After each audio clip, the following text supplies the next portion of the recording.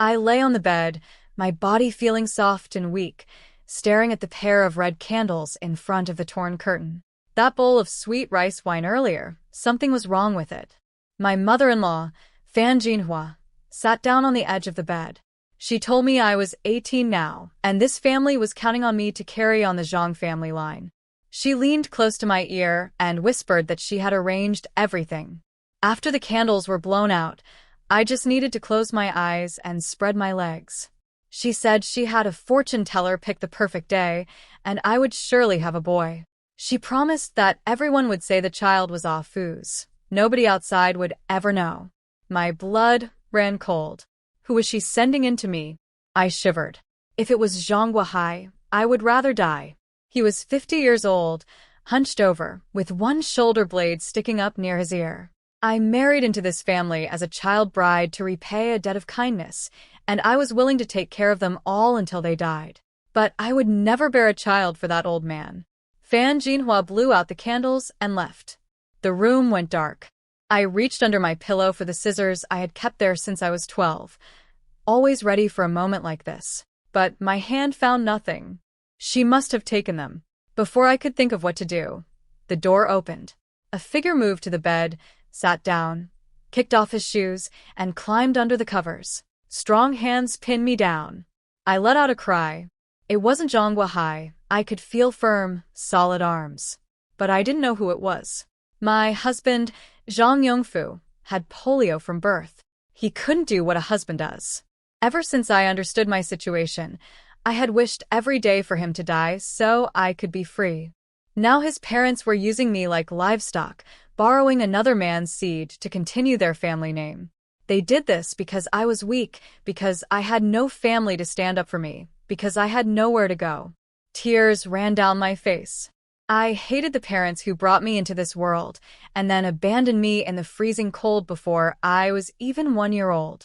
Everyone said the Zhang family saved my life by taking me in when they could barely feed themselves. But the truth was, they picked me up to be a wife for their crippled son. The man on top of me noticed I was crying. He stopped for a long time, as if struggling with himself. Then he wiped my tears with his rough hands, gently. When my tears wouldn't stop, he rolled to the side and held me tight. After I cried myself out, he kissed my forehead, my eyes, my cheeks, my lips. Then he buried his face in my neck, nuzzling clumsily. My whole body tingled. I couldn't resist, I was too weak to move. The bed creaked and groaned deep into the night. Then suddenly he got up, pulled on his pants, and left. I lay there in the dark, still unable to move. The next morning, the sun was high, and I still couldn't get out of bed. My whole body ached like I had carried 200 pounds of corn. Fan Jinhua barged in and told me Zhang Yongfu had soiled himself again, and I needed to clean him up. She pulled off my blanket, saw the red marks all over my body, and her expression turned complicated. I gave her no kind look in return. I dressed slowly, climbed out of bed, and walked out stiffly. I had been cleaning up after Zhang Yongfu since I was 12. But after what they did to me, did they still expect me to care for him with the same gentle patience? Fine. I tucked that skinny little body under my arm, carried him to the backyard, sat on a stool, flipped him over my knees, pulled down his pants, and splashed a ladle of cold water right on his dirty backside. Then another. And another. He screamed that it was freezing. I told him to deal with it. He called me a worthless woman for mistreating him. We were alone in the backyard, so I didn't hold back. I told him he could either endure it or do it himself. He glared at me. He had been in the next room last night, listening to everything. Suddenly, his hand shot toward the hem of my clothes, reaching inside. His body couldn't function like a man's, but his mind burned with desire. I jumped up in shock. He tumbled off my lap onto the ground, his backside still unwashed, and rolled in the dirt twice. After a stunned moment, he opened his mouth and screamed at the top of his lungs for his parents. I let out a cold snort. I was done serving them. Before Fan Jinhua and her husband could come over, I flung my hands and went straight back inside, ignoring Zhang Yongfu rolling on the ground. I sat down hard on the bed. I had to leave. I had to get out of this house. 6 years. 6 years I had been feeding him, washing him, cleaning up after him, putting up with his wild mood swings. I was done being patient. Let them deal with it. Fan Jinhua came charging into my room right away. She scolded me for dropping off Fu on the ground and reminded me he was my husband. I turned my face away and said nothing. She softened her voice then, saying Ah Fu's health was getting worse, that he was born broken and never lived a normal day, that he didn't have much time left. She called me ungrateful and choked up before walking out. Ungrateful. This family really knew how to twist the knife. Her words sat heavy in my chest. I got up and left without eating breakfast, grabbed my basket and headed out the door. No matter what, the pig in the pen still needed feeding today. This year I needed to raise an extra pig and save the money from selling it. After last night, I had made up my mind. The Zhang family wanted a child? Fine. I would give them one. And then I would leave. For good. I walked to the edge of the village and ran into Uncle Lu Yi, carrying 2 huge bundles of cattle grass on a shoulder pole. He greeted me cheerfully, asking if I was going to cut pig feed. He was already coming back from his first round of work, and it was still early. Even with those massive bundles, the pole bounced on his broad shoulders like it weighed nothing. The man could carry 100 pounds of rock in each arm and still walk fast. He was strong, incredibly strong. I answered him the way I always did, then kept walking with my basket. Only after I had gone far did I dare look back at him. Lu Yi was the poorest man in the village. I called him uncle because he was older, 35, and still unmarried. An orphan, dirt poor, a bit simple-minded, and he ate too much. 5 bowls of rice in a single meal.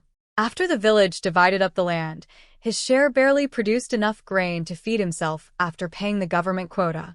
But he was tireless and willing. Whenever someone in the village needed help, they called him. Nobody paid him wages, just 2 meals a day. He worked like a man on fire and never complained. The Zhang family used him more than anyone. Every busy season, he did their fields first, then his own, then everyone else's. Last year, a bunch of young people left for Shenzhen, so even more families depended on him. I watched his figure disappear into the village and thought, could it have been him last night? That kind of strength, he had tossed me around like I was a baby chick. I couldn't think of anyone more likely. He was simple, obedient, and kept his mouth shut. The most reliable choice. Maybe I thought I could even get him to help raise the child for free someday. Back at the house, while I was gone, Zhang Weihai and Fan Jinhua were huddled in the kitchen, whispering again. Zhang Weihai was furious about how I had treated Ah Fu. He called me an ungrateful wolf and said I clearly didn't see my own husband as a person. He doubted I would behave after having a baby. Fan Jinhua tried to calm him down, saying I was just angry because Ah Fu had provoked me that morning and that once I became a mother, I would settle down. But Zhang Weihai wasn't convinced. He said my birth parents had thrown me away like garbage, so I probably had the same cold heart. He told Fan Jinhua he had seen me talking to the Zhao family's wife a few days ago, asking about going to Shenzhen. He was worried I was planning to run away. Fan Jinhua panicked. She said they needed to get me and Ah Fu officially registered as married. That way, even if I ran, I couldn't legally marry anyone else, and with a child here, my love for my own flesh and blood would keep me tied down. Zhang Weihai shot that idea down. The new policy said I wasn't old enough yet to register. He blamed her for rushing the baby plan instead of waiting 2 more years to lock me in with the marriage certificate first. Fan Jinhua started crying. She said she had consulted someone, and Ah Fu probably wouldn't survive past next year. They couldn't wait. If he died before I had a child, there would be no excuse to make me bear one for the family. The village gossip alone would drown them. Then she glanced at Zhang Weihai's waist and said something cutting, that the Zhang family line was dying out because of him. Her sisters who married out had 3 or 4 children each. Their family got 2, one mute, one crippled. His seed was bad. Zhang Weihai's face went dark. Fan Jinhua pressed on about the fortune teller's advice.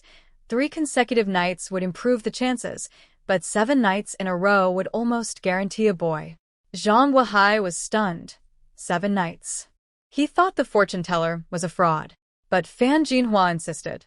1 healthy woman, 1 strong man, 7 days, and it was practically certain. She said she would feed me extra meat to build my strength.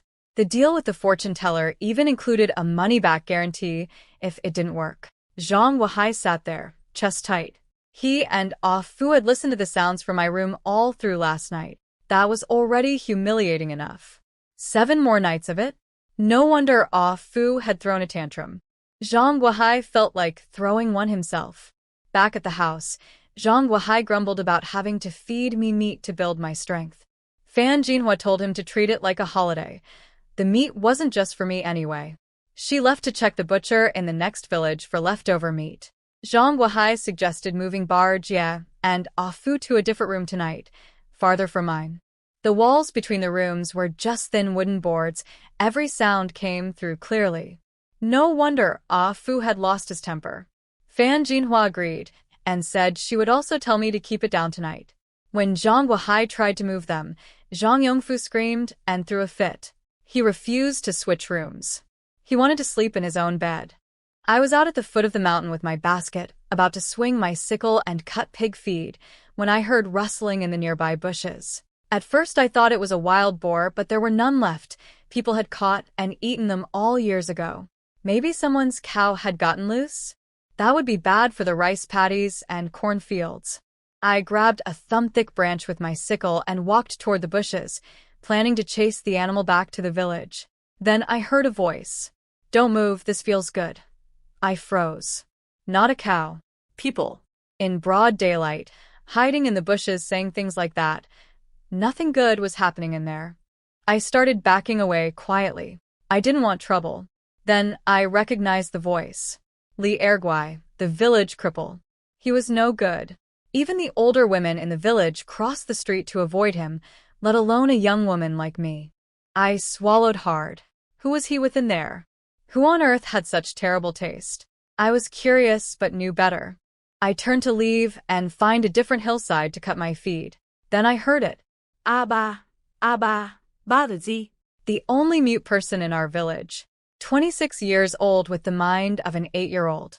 Zhang Yongfu's older sister. My sister-in-law, the woman who raised me. That bastardly Erguai had lured Bar Jie into the bushes.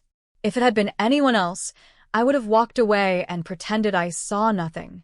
But this was Bar Jie. I had to step in.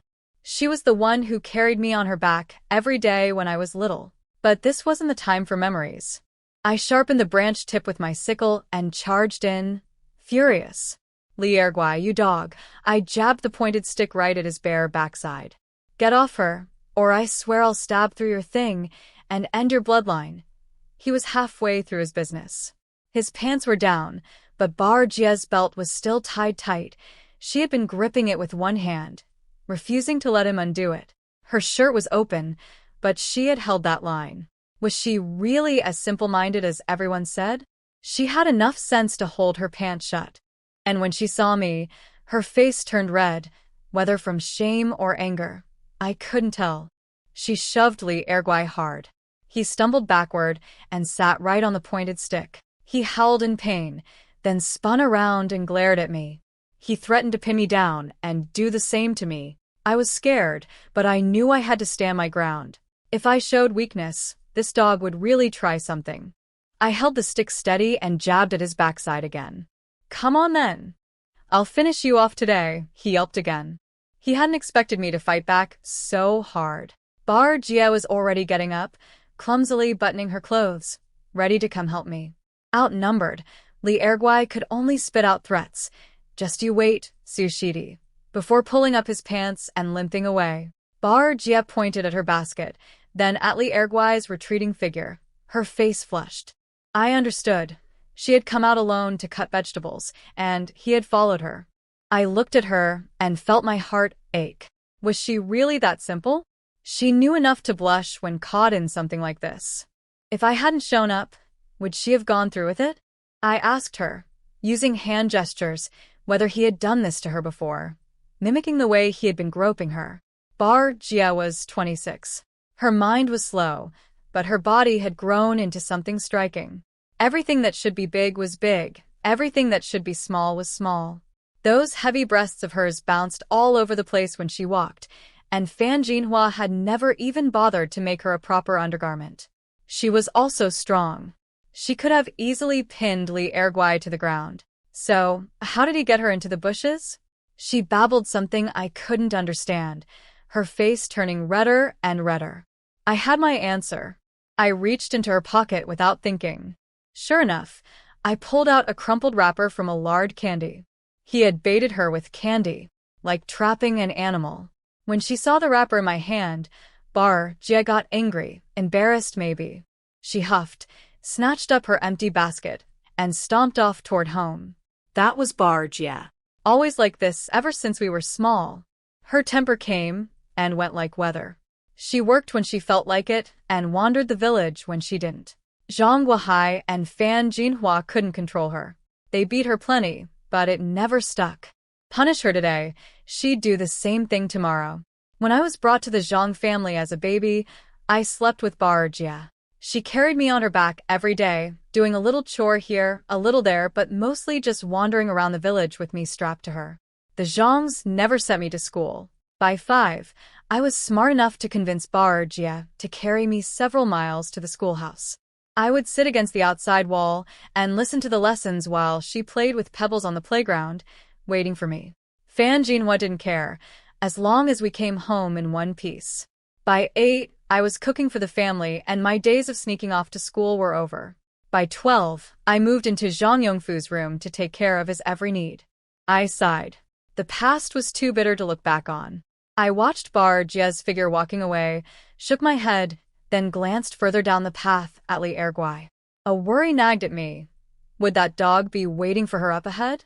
I picked up my basket and followed after her just in case. I watched Jia walk safely into the village before turning back to cut pig feed. By the time I hauled a full basket home, it was already afternoon. Normally, I got up early and finished before noon. 3 pigs to feed. Every single day, I spent the whole morning cutting greens for them, rain or shine. The third house into the village was Liu Ye's place, a mud brick house with a thatched roof. He was sitting on his doorstep eating from a wash basin. When he couldn't find work helping other families, he only ate 1 meal a day because he didn't have enough grain. He greeted me like always when I walked by. But today he set his basin down and said something extra. You don't look so good. Is it heavy? Let me help you. He started to stand up. That startled me badly. No, uncle, you eat. It's not heavy. I can manage. My heart was pounding. If he was the man from last night, we needed to keep our distance. If that thin wall between us ever broke, the awkwardness would be unbearable. And if anyone in the village saw us getting too close, the gossip would never end. He watched me practically run away, scratched his head, then went back inside to finish eating. I got home panting and soaked with sweat from walking so fast. Jia was in the main hall, perfectly carefree, playing with baby chicks and munching on cow ear greens she had picked from the garden. Like nothing in the world bothered her. I set down my basket, went inside to change my sweaty clothes, and noticed Zhang Yongfu still hadn't been brought back in. Were they waiting for me to do it? When I came back out, Fan Jinhua was walking through the door with a pound of pork belly. She smiled at me, a smile that felt like she was trying to get on my good side. I asked if it was some kind of holiday. We only ate real meat on holidays. Usually we just bought large slabs to render for cooking oil, and we never even got to eat extra crackling. Jia's eyes lit up the second she saw the meat. She dropped the greens right on the floor and pointed at it, babbling excitedly. Fan Jinhua ignored her and said Zhang Guohai had been craving meat, so she went out to buy some. Sure, whatever. I didn't care about the reason. Meat was meat and I was happy. Then I glanced at the closed door to the next room. It seemed oddly quiet in there. Fan Jinhua caught my look and quickly explained. She said Fu had a bad temper, and they didn't want him bothering me, so they were letting him cool down for a few days. Zhang Guohai would take care of him. I didn't need to worry about it. Wait, really? I got a break? I could hardly believe it. I just stared at her. She told me to chop the pig feet instead, since Zhang Guohai would be too busy to do it. Then she took the meat into the kitchen to stew it. Jia clapped her hands and bounced after her. I stood in the middle of the hall, looking at the closed door, then at the basket of greens in the corner. Chopping pig feed was 100 times easier than taking care of Zhang Yongfu. Chopping feed, cooking slop, feeding pigs, I would take all of it over dealing with that man. I pulled up a stool, sat down, and started chopping away happily. At dinner, Zhang Yongfu didn't come out to eat. Zhang Guohai brought him half a bowl of meat, and immediately we could hear screaming from the other room. Make Su Shidi come. I won't eat unless she comes. She's too ashamed to face me, isn't she? I want my own room back. I'm going to beat that worthless woman to death. Zhang Guohai came out with a black face, slammed the meat bowl on the stove, and said we should eat first and let the boy starve until he learned his lesson. I sat there feeling light as a feather. No cripple to serve, and braised pork belly to eat. It was delicious. So delicious. Fan Jinhua gave me half a bowl of meat, brimming with broth. Bar Jia only got a bowl of soup with 2 thin slices. She puffed out her cheeks, pouting, refusing to eat, just staring at my bowl. I couldn't swallow with her looking at me like that, so I scooped half of my meat into her bowl. Her face broke into a huge grin, and she started eating happily. After dinner, Bar Jia actually volunteered to wash the dishes. That never happened. For the first time in years, I had a peaceful evening. I climbed into bed and even rolled around a couple of times, just enjoying the space. No Zhang Yongfu. Life was beautiful. If only it could stay like this forever. I drifted into a sweet dream. I saw tall buildings, colorful shops, the outside world people always talked about. I pushed open a door, excited, but walked straight into a wall of flesh. I couldn't see anything, could barely breathe. Then I snapped awake and realized I was wrapped up tight by a mountain of a man. Again? Tonight too? In the dark, I pushed at his body with both hands. Same familiar chest. Same strong arms. I let out a breath. Soon the bed was creaking again. On the other side of the wall, Fan Jinhua and Zhang Guohai finally understood why their son had been throwing such tantrums. Last night they were far away and only heard faint sounds. Tonight, separated by just a thin board wall, every rhythmic noise came through loud and clear. In the darkness, Fan Jinhua apparently reached over and pinched Zhang Guohai hard on the waist. He yelped. She slapped her hand over his mouth, but it was too late. The sound shot through me like lightning. I bolted upright, hands bracing behind me. Everything stopped. We sat frozen in the dark for a full minute. Then he just pulled me close, and the bed began to sway again. Quieter this time. When it was finally over, he rolled off and left without warning, same as before. I pulled the blanket over myself and sank into sleep immediately. So long. So tiring. On the other side of the wall, Fan Jinhua lay in the dark, deeply disappointed. This whole experience had taught her something she never knew, that men could be so different from each other. One could only count to 10. The other could count from 9 o'clock all the way to midnight. Zhang Guohai wrapped himself in the blanket and turned his back to her. She barely managed to pull a corner over her stomach. Her life was miserable, she thought. And there were still 5 more nights of this. I overslept again. My body wasn't as sore this time. I had just slept too deeply. Fan Jinhua didn't wake me. She was in the hall chopping pig feed. Pig feed. I shot up in bed. I still needed to go cut it. It was nearly noon already, and the sun was blazing outside. I threw on my clothes and rushed out, only to find a huge basket of freshly cut greens in the corner, plus a burlap sack stuffed so full it was about to burst. Fan Jinhua had already chopped a whole tray and was carrying it to the kitchen. She told me there was porridge saved for me and I didn't need to go cut feed today. There was enough here for 3 days. I stared at the pile and scratched my head. Lu Yi must have done this. That fool. Not only was he making babies for the Zhang family, now he was already acting like their free labor. My face got hot just thinking about him. He really was something and skilled at it too. Going at it until the middle of the night. No end in sight. All that rice he ate clearly wasn't wasted. Wasn't Fan Jinhua worried about getting a big-eating idiot for grandson? Whatever. Even if the kid turned out to be a rice bucket, the Zhangs and Lu Yi could raise it together. I was leaving either way. No pig feed to cut, no Zhang Yongfu to serve. What was I supposed to do with myself? Where was Bar Jia? I hadn't heard a peep from her since waking up. Was she out wandering again? My stomach clenched. After yesterday, every time I thought about her roaming around alone, I got nervous.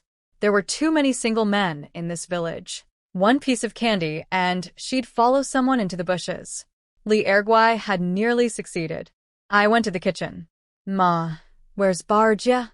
Out somewhere. She ate breakfast and disappeared. Fan Jinhua was cooking pig slop, barely paying attention. I frowned. Ma, I need to tell you something straight. She looked up cautiously, probably afraid I was going to complain about last night. Barjia is 26. Her mind may be slow, but her body is fully grown. Haven't you ever wondered why her chest got so big? Fan Jinhua paused mid-stoke, a piece of firewood in her hand. Why? She's never done any hard work her whole life. Of course she's filled out. What's strange about that? I nearly choked. All Fan Jinhua's scheming went into controlling me, apparently. When it came to her own daughter, she couldn't care less. Ma. Yesterday Li Erguai gave Jia a piece of candy and led her up the mountain. I caught them. If this family doesn't start paying attention, something terrible is going to happen, and by then it'll be too late. I couldn't bring myself to describe the details of what I had walked in on. Fan Jinhua looked confused, then shocked, then just shrugged it off. There's so much work around the house. Jia is the way she is. Who has time to watch her? I stared at her in disbelief. So, they would feed her, and that was it? Everything else, she was on her own? That was not acceptable. I stormed out the door. If Li Erguai hadn't gotten what he wanted yesterday, he might try again today. I went to his house first. The gate was latched from the outside, nobody home. Then I headed for the creek, where the village women did laundry. Jia often went there, and people would sweet-talk her into helping them wash clothes. I turned around and looked up and froze. Standing in front of the neighbor's house was a man watching me. Yuning, I said, unsure if I was really seeing who I thought I was seeing. Lu Yuning. I had known him since we were kids. He used to come over to play with Zhang Yongfu all the time. He told Yongfu to call him Big Brother, so I did too. Then he left for school, and I heard he joined the army right after graduating.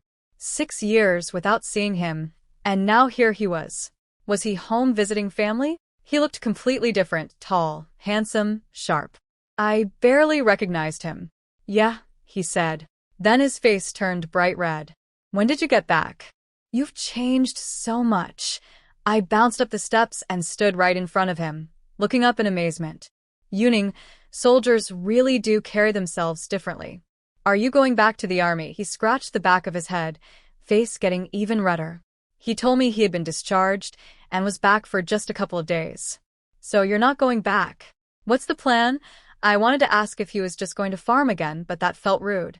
We used to be as close as family, though, so I wanted to ask everything. He said he'd been assigned a job at the town government office. My eyes went wide. A government job, that was like being an official. I told him how lucky he was, how his parents would finally get to enjoy life, how reading and studying really did pay off. I rattled off question after question. He couldn't keep up and just answered the last two. He'd leave to report for duty in a few days, and he'd probably come back for holidays. I invited him to come visit Yongfu while he was home. He really missed you, you know. Okay, he said. His eyes hadn't left my face the whole time. Seeing me happy seemed to make him happy too. Then his mother, Wang Xiuju, marched out from the backyard with a sour look. Yuning, your father needs you to help build a ladder out back. She didn't even glance at me. No greeting, nothing. She just grabbed his arm and pulled him away. I stood there awkwardly at the front gate, sucking air through my teeth, then left. Wang Xiuju had never liked him playing with me, not even when we were kids. Now that her son had made something of himself, she wanted me even further away. Fine. I had almost forgotten. I still needed to find Jia. I had gotten so caught up chatting with Yuning that I nearly lost track of what mattered. After I left, Lu Yuning was dragged to the backyard. His father was already up on a ladder fixing roof tiles. Yuning climbed up to take over. Wang Xiuju looked up at him with a hard face and told him to stop associating with the Zhang family children from now on. He said nothing. She repeated herself. He still didn't answer. Wang Xiuju got anxious. She grabbed her husband's arm when he came down the ladder and said maybe they should send Yuning to report for his new job tomorrow. The sooner the better. I found Jia at the creek, just like I expected. She had her sleeves rolled up, pounding someone's laundry with a wooden mallet. An older woman was staring wide-eyed at her chest, bouncing with every swing, clicking her tongue non-stop. Jia seemed to know what the woman was gawking at. Her face went red, and she mumbled her usual sounds, pounding the clothes even harder. That was Jia. She loved being around people, loved the attention, laughed when everyone else laughed, happy just to be included. Not far away, Li Erguai was squatting under a tree with a foxtail grass sticking out of his mouth. The second he saw me come out of the village with a cold look on my face, we locked eyes for half a minute. Then he clapped his hand over his backside and limped away fast. That dog. He had obviously been watching Jia the whole time. After getting a taste yesterday, he was only going to get bolder. I walked toward the creek. Aunt Li spotted me first. Her face stiffened and she stopped laughing, then splashed water at Aunt Wu's face to shut her up too. Ahem, Shidi, you're not here to wash clothes today? Aunt Li forced a smile and greeted me. Aunt Wu, without even turning around, snatched the laundry right out of Jia's hands. I told you not to wash it. You don't do it clean enough. I have to redo it anyway. She spread the clothes in the water and started scrubbing and hammering them herself. Jia looked back at me. Her face fell, guilty like a child caught doing something wrong. She quietly pulled her sleeves down, stood up, and walked home without a word. I didn't stay to chat with those women either. I knew what they were like, sweet to my face, vicious behind my back. Sure enough, I had barely taken a few steps before I heard them starting on me. Have you noticed? That little wife walks different now. Different how? Come on, you know what I mean. Young girls walk with their thighs pressed together. Look at her. You're right, her legs are spread apart. I actually looked down at myself when I heard that. These gossips could even notice something like that? I squeezed my legs together, embarrassed. But once those women got started, there was no stopping them. Everyone jumped in. She's 18 now, right? You think Yongfu can actually do it? Who knows? Maybe just his legs are soft and the rest is hard. So who's on top, who's on bottom? I've seen Yongfu's legs, thinner than my arm, floppy as noodles. How would he even push? The whole creek erupted in laughter. I was already far away, but I heard every word. My face burned with shame and fury. I clenched my fists and was about to march back and fight them. Then I looked up and saw Lu Yuning and his mother Wang Xiuju walking toward me, each carrying a bundle of plastic sheeting. I unclenched my fists and put on a cheerful face. Yuning going to wash something? He stopped, his face a little pink, looking like he wanted to chat. But Wang Xiuju glared at me for no reason, then grabbed his arm with her free hand. Hurry up. Wash it and get home. Your father's waiting. She dragged him off toward the creek. The older women spotted him instantly and switched topics. Oh, Yuning's back. I heard you were home, but today's the first time seeing you. You've changed so much. He smiled and greeted them all, his white teeth flashing. He went downstream, spread out the sheeting, and started scrubbing it in the water. Aunt Li's eyes were sparkling. Yuning, do you have a girlfriend yet? I know a wonderful girl. Want me to introduce you? He didn't answer, but Wang Xiuju jumped in immediately. Sure. Whose daughter? Has she been to school? Their voices carried. I hadn't gone far, and I could hear everything clearly. For some reason, hearing them talk about finding Yuning a match made me curious. A man like him, educated, a veteran with a government job waiting, he was the most successful person our village had ever produced. What kind of girl would be good enough for him?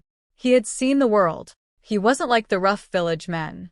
Wang Xiuju made it clear she wanted an educated wife for her son. That wiped the smiles off everyone's faces. Educated girls? Around here? Every family had 3 to 5 kids and could barely put food on the table. Who could afford school? Aunt Li said her candidate had gone to school for 1 year, was very hardworking, beautiful, the prettiest girl in any village around, second only to me. But Wang Xiuju wasn't impressed. Only 1 year? That wasn't even finishing elementary school. Could the girl even write? Her son was going to work in town. His wife might need to go with him. The meaning was obvious. No education, Not good enough. Can't be shown off. Aunt Lee backed down. Then Yuning looked around in every direction and spoke up with a smile. It's fine if she hasn't been to school. My own sister didn't finish elementary either. Our family doesn't look down on that. Times are a little better now, but most girls my age never got the chance to go to school. I stopped in my tracks. I even slowed my footsteps and ducked behind a small tree, pressing my ear forward to catch what came next. I was always excluded by the village girls and older women, so whenever I wanted to hear gossip, I had to sneak around like this. Yuning kept talking, still smiling. I have a job. I can support a family. My wife doesn't need to be hardworking. She just needs to stay home and take care of the children. What a good man. I gave him a silent thumbs up from behind my tree. Soldiers really did have good hearts.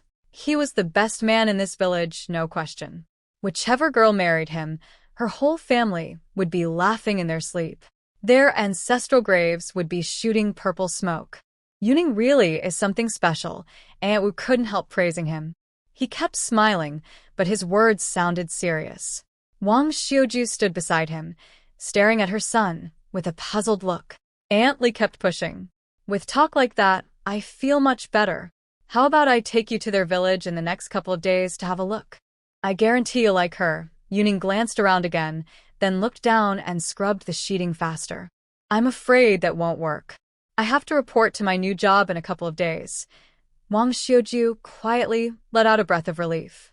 So all that nice talk from her son was just politeness, not a real commitment. But Aunt Lee wasn't giving up. When will you be back next? I could have the girl come to our village instead. Yuning told Aunt Lee he probably couldn't come back until the New Year holiday. That was more than half a year away.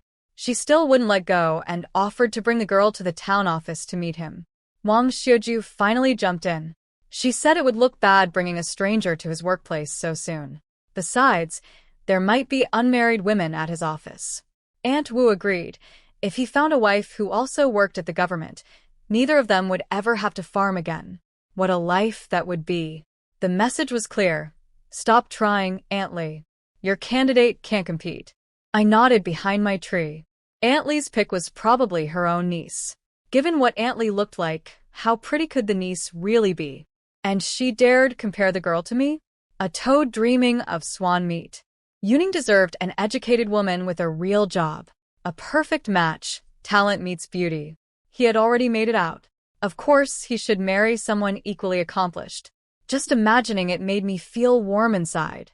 Shidi, have you eaten? Luya's voice suddenly came from behind me. I nearly jumped out of my skin. I spun around, and there he was at the fork in the road, carrying 2 enormous bundles of cattle grass on his pole. We had that secret between us now, 2 nights in a row, and I still got nervous every time I saw him. Part of it was pure embarrassment. Part of it was fear that he might get attached and start following me around. This was the kind of thing that had to stay buried. Better for both of us to keep our distance and let the secret rot in our stomachs. Uncle, you're cutting grass pretty late today. The words left my mouth and I wanted to bite my tongue off. Of course, he was late. He had gotten up early to cut 3 days' worth of pig feed for the Zhang family first, and only then went to cut his own cattle grass. He was being considerate, knowing I was worn out from the nights and couldn't get out of bed in the morning. My face flushed hot.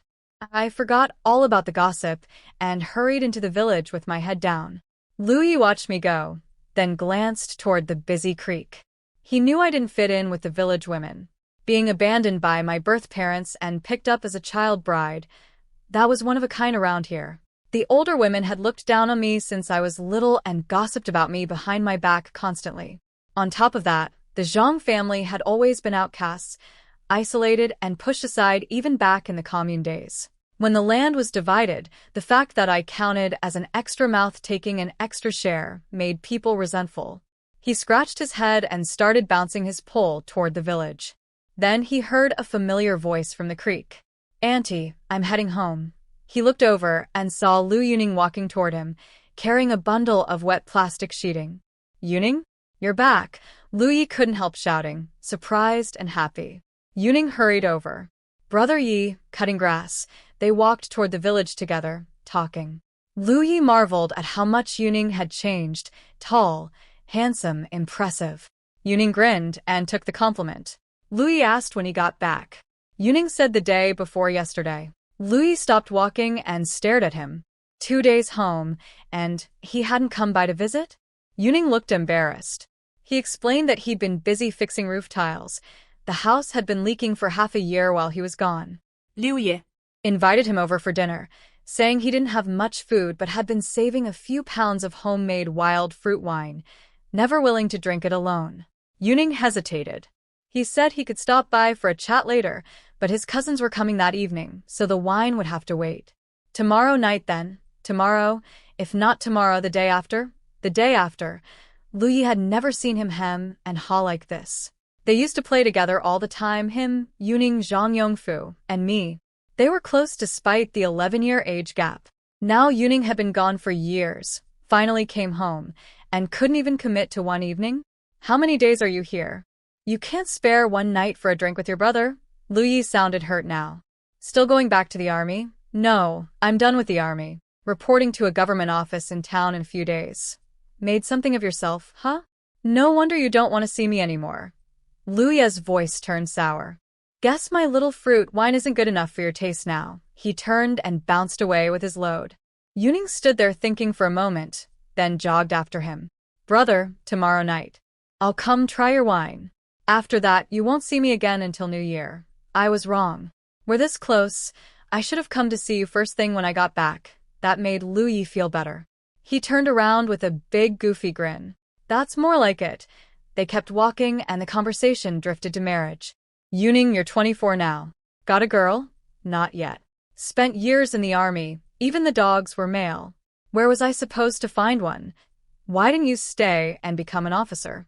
Coming back to this poor little village with all that education seems like a waste. I always wanted to do something for my hometown. My roots are here. The people I care about are here. I can't go far. Louis stopped again and stared at him. Do something for your hometown? Good. Good. You're a fine son of this village, Yuning smiled. Just doing what little I can. They shared a look, then the topic turned back to Yuning's future. Your parents will be living the good life soon. Find a wife at your office. Bring your folks to town to help with the grandkids. We'll see. The women at a government office might not want a man with mud on his boots. Then Yuning turned it around. What about you, brother? At your age, still alone. Louis flashed his white teeth and laughed it off. Me? Nobody wants me. Poorest man in the whole village. No family to help, no money. Who'd marry that? Yuning thought for a moment. Brother, my life is better now. If you need money to find a wife, just tell me. Tomorrow I'll bring you some to start with. Hire a matchmaker. Look in the farther villages. Whatever the bride price is, don't worry about it. I'll cover it. Great. Little brother's done well. Big brother gets to share the good fortune. Liu Yu was thrilled. He freed one hand and punched Yuning hard on the shoulder. Whoa, those arms are solid. You must have trained hard in the army. Yuning flexed on purpose, grinning. Tomorrow night, let's arm wrestle. I trained for years with one goal, to finally beat you. Huh? You're on. Liu Yi laughed, full of confidence. Wang Shuju trotted behind them the whole way, her face sour. Her son wanted to spend money finding a wife for that big useless fool? Just because they shared the surname Liu? The man was poor and ate like a horse. How much would it cost before any girl agreed to marry him? And Yuning himself was at marrying age with no prospects yet. If he ended up with a government wife someday, the bride price would be enormous. After Liu Yi went home, Wang Shuju caught up to Yuning and whispered, Are you really giving him money tomorrow? How much? Yuning nodded and asked how much a matchmaker usually cost. She reluctantly said 10 or 8 yuan, then reminded him that bride prices these days ran into the hundreds. She thought about their savings. Every bit of it sent home from Yuning's military pay, untouched, meant for his own wedding someday. Her teeth ached just thinking about it. Don't worry, Ma. Once I start working, I'll earn 100 or 200 a month, he said calmly. Brother Yi and I grew up together. Our two families are the only Lius in this village. We might even be related going back a few generations. Now that we're doing better, helping him out isn't that hard. He's strong and hardworking. He just needs someone in his corner. Wang Xiuju's teeth throbbed like they were full of cavities.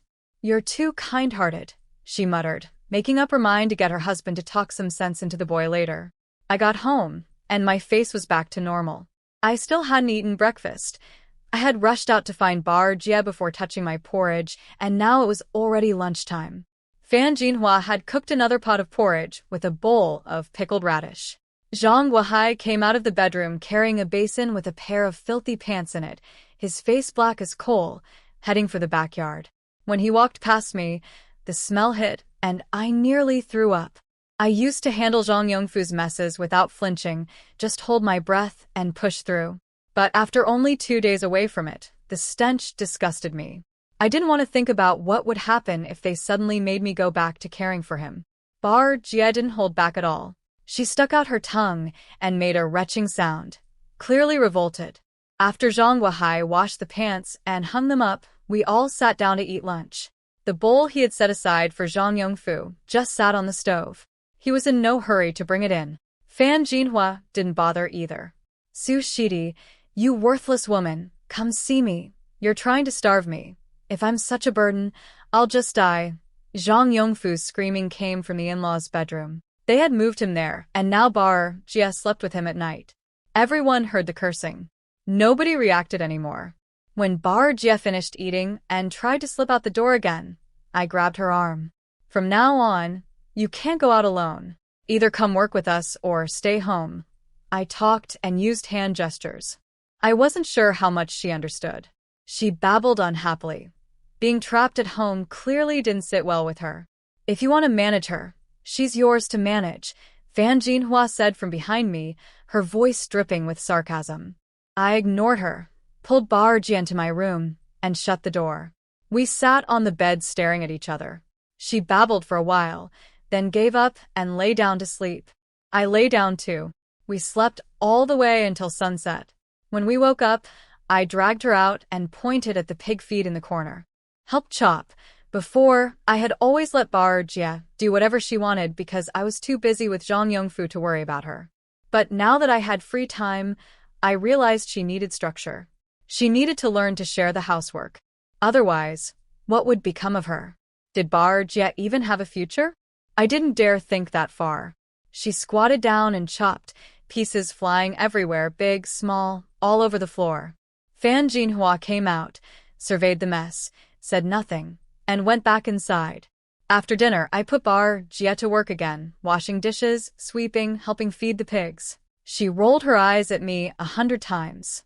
I pretended not to see. After we washed up, Bar Jie tried to barge into my room to sleep with me. Fan Jinhua rushed over and dragged her out. I was confused. Why couldn't she sleep with me? If she sleeps with you, who takes care of Yongfu at night? Fan Jinhua shut my door. I stood there stunned. Did this mean I would never have to share a bed with Zhang Yongfu again? Was life really this good? If having a baby meant I never had to serve Zhang Yongfu again, then maybe I didn't absolutely have to leave this family after all. I touched my belly. Had it worked yet? Was something growing in there? I had napped during the day, so at night I was wide awake. I lay in the dark with my eyes open, listening to the house go completely quiet, sighing to myself. Then a soft creak. The door opened slowly, and a shadow slipped inside. Again? Tonight too? I sat up nervously. He found his way to the bed like he always did and sat down in front of me. But tonight he wasn't in a rush. He took off his shoes slowly, then his clothes. Only after that did he lean in and wrap his arms around me. He held me for a long time without moving. Then he took my hand, folded it into his palm, and rubbed it gently. After 2 nights together, I thought I was mentally prepared. But I didn't know what to do, so I just let him hold my hand. He lifted it to his lips and kissed it, over and over. The back of my hand first, then the palm. A tingle shot through my whole body. I couldn't help myself. That tickles. Let's just get on with it. But he still didn't hurry. He reached out and pressed a finger to my lips. Hush. Don't talk. My heart was hammering so hard I thought it would burst out of my chest. This was torture in the sweetest way. His rough thumb traced my lips twice, then he pinched my chin gently. Both hands came up to cradle my face, and he pressed his warm lips against mine. It was completely new to me. and it felt wonderful. Without thinking, I started kissing him back. Once we were both moving together, the air ran out fast. He had to pull away to breathe. I gasped too. Then we went right back at it. By the time I stopped again, nearly suffocating, I realized I was completely bare. I had no idea when my clothes had come off. He didn't give me much time to think. He eased me down gently. The bed began to sway. One corner knocked against the wooden wall. Knock, knock, knock, steady as a drumbeat. On the other side of that wall, Fan Jinhua was biting her lip, feeling sorry for herself. Zhang Weihai's hand was on her waist, squeezing along with the rhythm. She wanted to kick him off the bed, but was afraid of ruining the baby-making plan next door, so she just clenched her teeth and endured it. She was learning what a capable man sounded like, someone with endless energy. Each knock hammered straight into her heart. By the end, tears were running down her face. I knew none of this. I had forgotten where I was. I couldn't even hear the bed screaming beneath us. It went on deep into the night before everything finally went quiet. So tired. Even though I wasn't the one doing the work. This time, he didn't rush to leave. He held me for a long while, then finally rolled away and got out of bed, slow and reluctant. By then, Fan Jinhua had been crying for some time.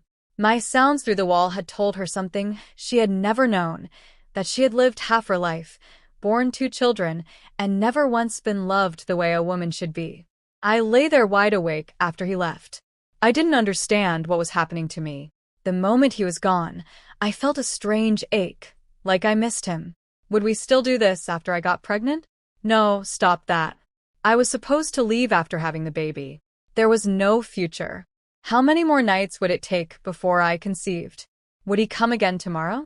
My face burned from my own thoughts. During the day, running into Lu Yi made me want to crawl into a hole and disappear. But at night, here I was, hoping he would come. How embarrassing. How were we supposed to act around each other from now on? I overslept again. Not from exhaustion, I just didn't fall asleep until dawn. Too much thinking. When I got up, Bar Jia was gone again. I frowned. Ma, where's Bar Jia? Out somewhere. Who has time to watch her? Fan Jinhua looked drained. Zhang Weihai sat nearby, dark-faced, refusing to even look at me. The mood in this house was getting stranger by the day. Fine, I'll go look for her. I headed out. I checked Li Erguai's house first. He was home today, no sign of trouble there. But the house next door, Lu Dehuai's place, was buzzing with visitors. I could hear a crowd of voices from the front hall. Bar Jia was standing at the gate, clutching a handful of candy, sucking on a piece with total bliss, slurping her drool every few seconds. I pressed my hand to my forehead. In front of Candy, Bar Jia was a little kid. Anyone could see she was simple and easy to trick. Just then, Yuning walked out of the house. When he saw me in the yard, his face lit up. Shidi, come inside. My cousins are visiting today. Wang Amian is here too. She was about to go get you, and here you are. He was obviously happy. He started to reach for my arm to pull me inside, then caught himself and pulled his hand back halfway. Shidi, you're here. Wang Amian came running out of the hall. She and I were about the same age. When we were kids, she used to tag along with Yuning to play at the Zhang house, so we knew each other well. After Yuning left for the army, she stopped visiting. We hadn't seen each other in years. I was happy to see her. I didn't have many friends, so running into her felt like finding family. Amian, you've changed so much. You're all grown up. So have you? Only a few years and you've gotten so pretty. She touched my hair and then my face. We pulled off to the side, catching up, whispering and giggling with our hands over our mouths. Yuning stood at the doorway watching us. His warm eyes stayed glued to my face the whole time I was laughing and talking. His cousin Wang Jianan walked up beside him. Su Shidi looks completely different. When did she get so beautiful? She might be the prettiest girl in any village for miles around. Then he added with a sigh, what a waste. Married off to a wreck like Zhang Yongfu. Can he even enjoy having a wife like that? If he dies, do you think the Zhangs will keep her tied down forever? Or let her go marry someone else? Yuning thought for a moment and shook his head. They're counting on her to take care of them in old age. They'd never let her go easily. Take care of them? Zhang Yongfu can't even have children, can he? Trapping her like that, it's inhuman. Jianan clicked his tongue, feeling sorry for me. Or, are they planning to bring in a live-in husband for her someday? A live-in husband? Yuning didn't answer, but the words echoed in his mind. Come inside, everyone.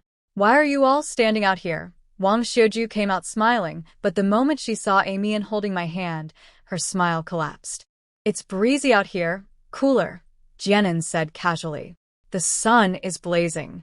The breeze out here is nothing compared to inside. Amian, come in before you get a headache from the heat. Wang Xiuju swallowed her displeasure and called Amian in. Amian took my hand and led me up the steps into the house. Bar Jia trailed in behind me. Beyond the candy, there was fruit inside and a basket of sticky rice with a tray of white rice cakes. All delicious things. I knew perfectly well that Wang Xiuju didn't like me. I wasn't stupid. Her face changed the instant she saw me. Every single time. I wanted to make an excuse and leave, but Amian wouldn't let go of my hand. Here, sit here, she said, pulling out a chair for me and setting up extra stools. Cousin, come sit with us. Yuning smiled, walked over, and picked the seat right next to mine. He sat down close, so close our sides were nearly touching, as if it were the most natural thing in the world. Here, have an orange. Amian handed me a green-skinned one. She said they weren't fully ripe yet but still tasty. Young people loved the sour bite. She had picked a small bag from the tree.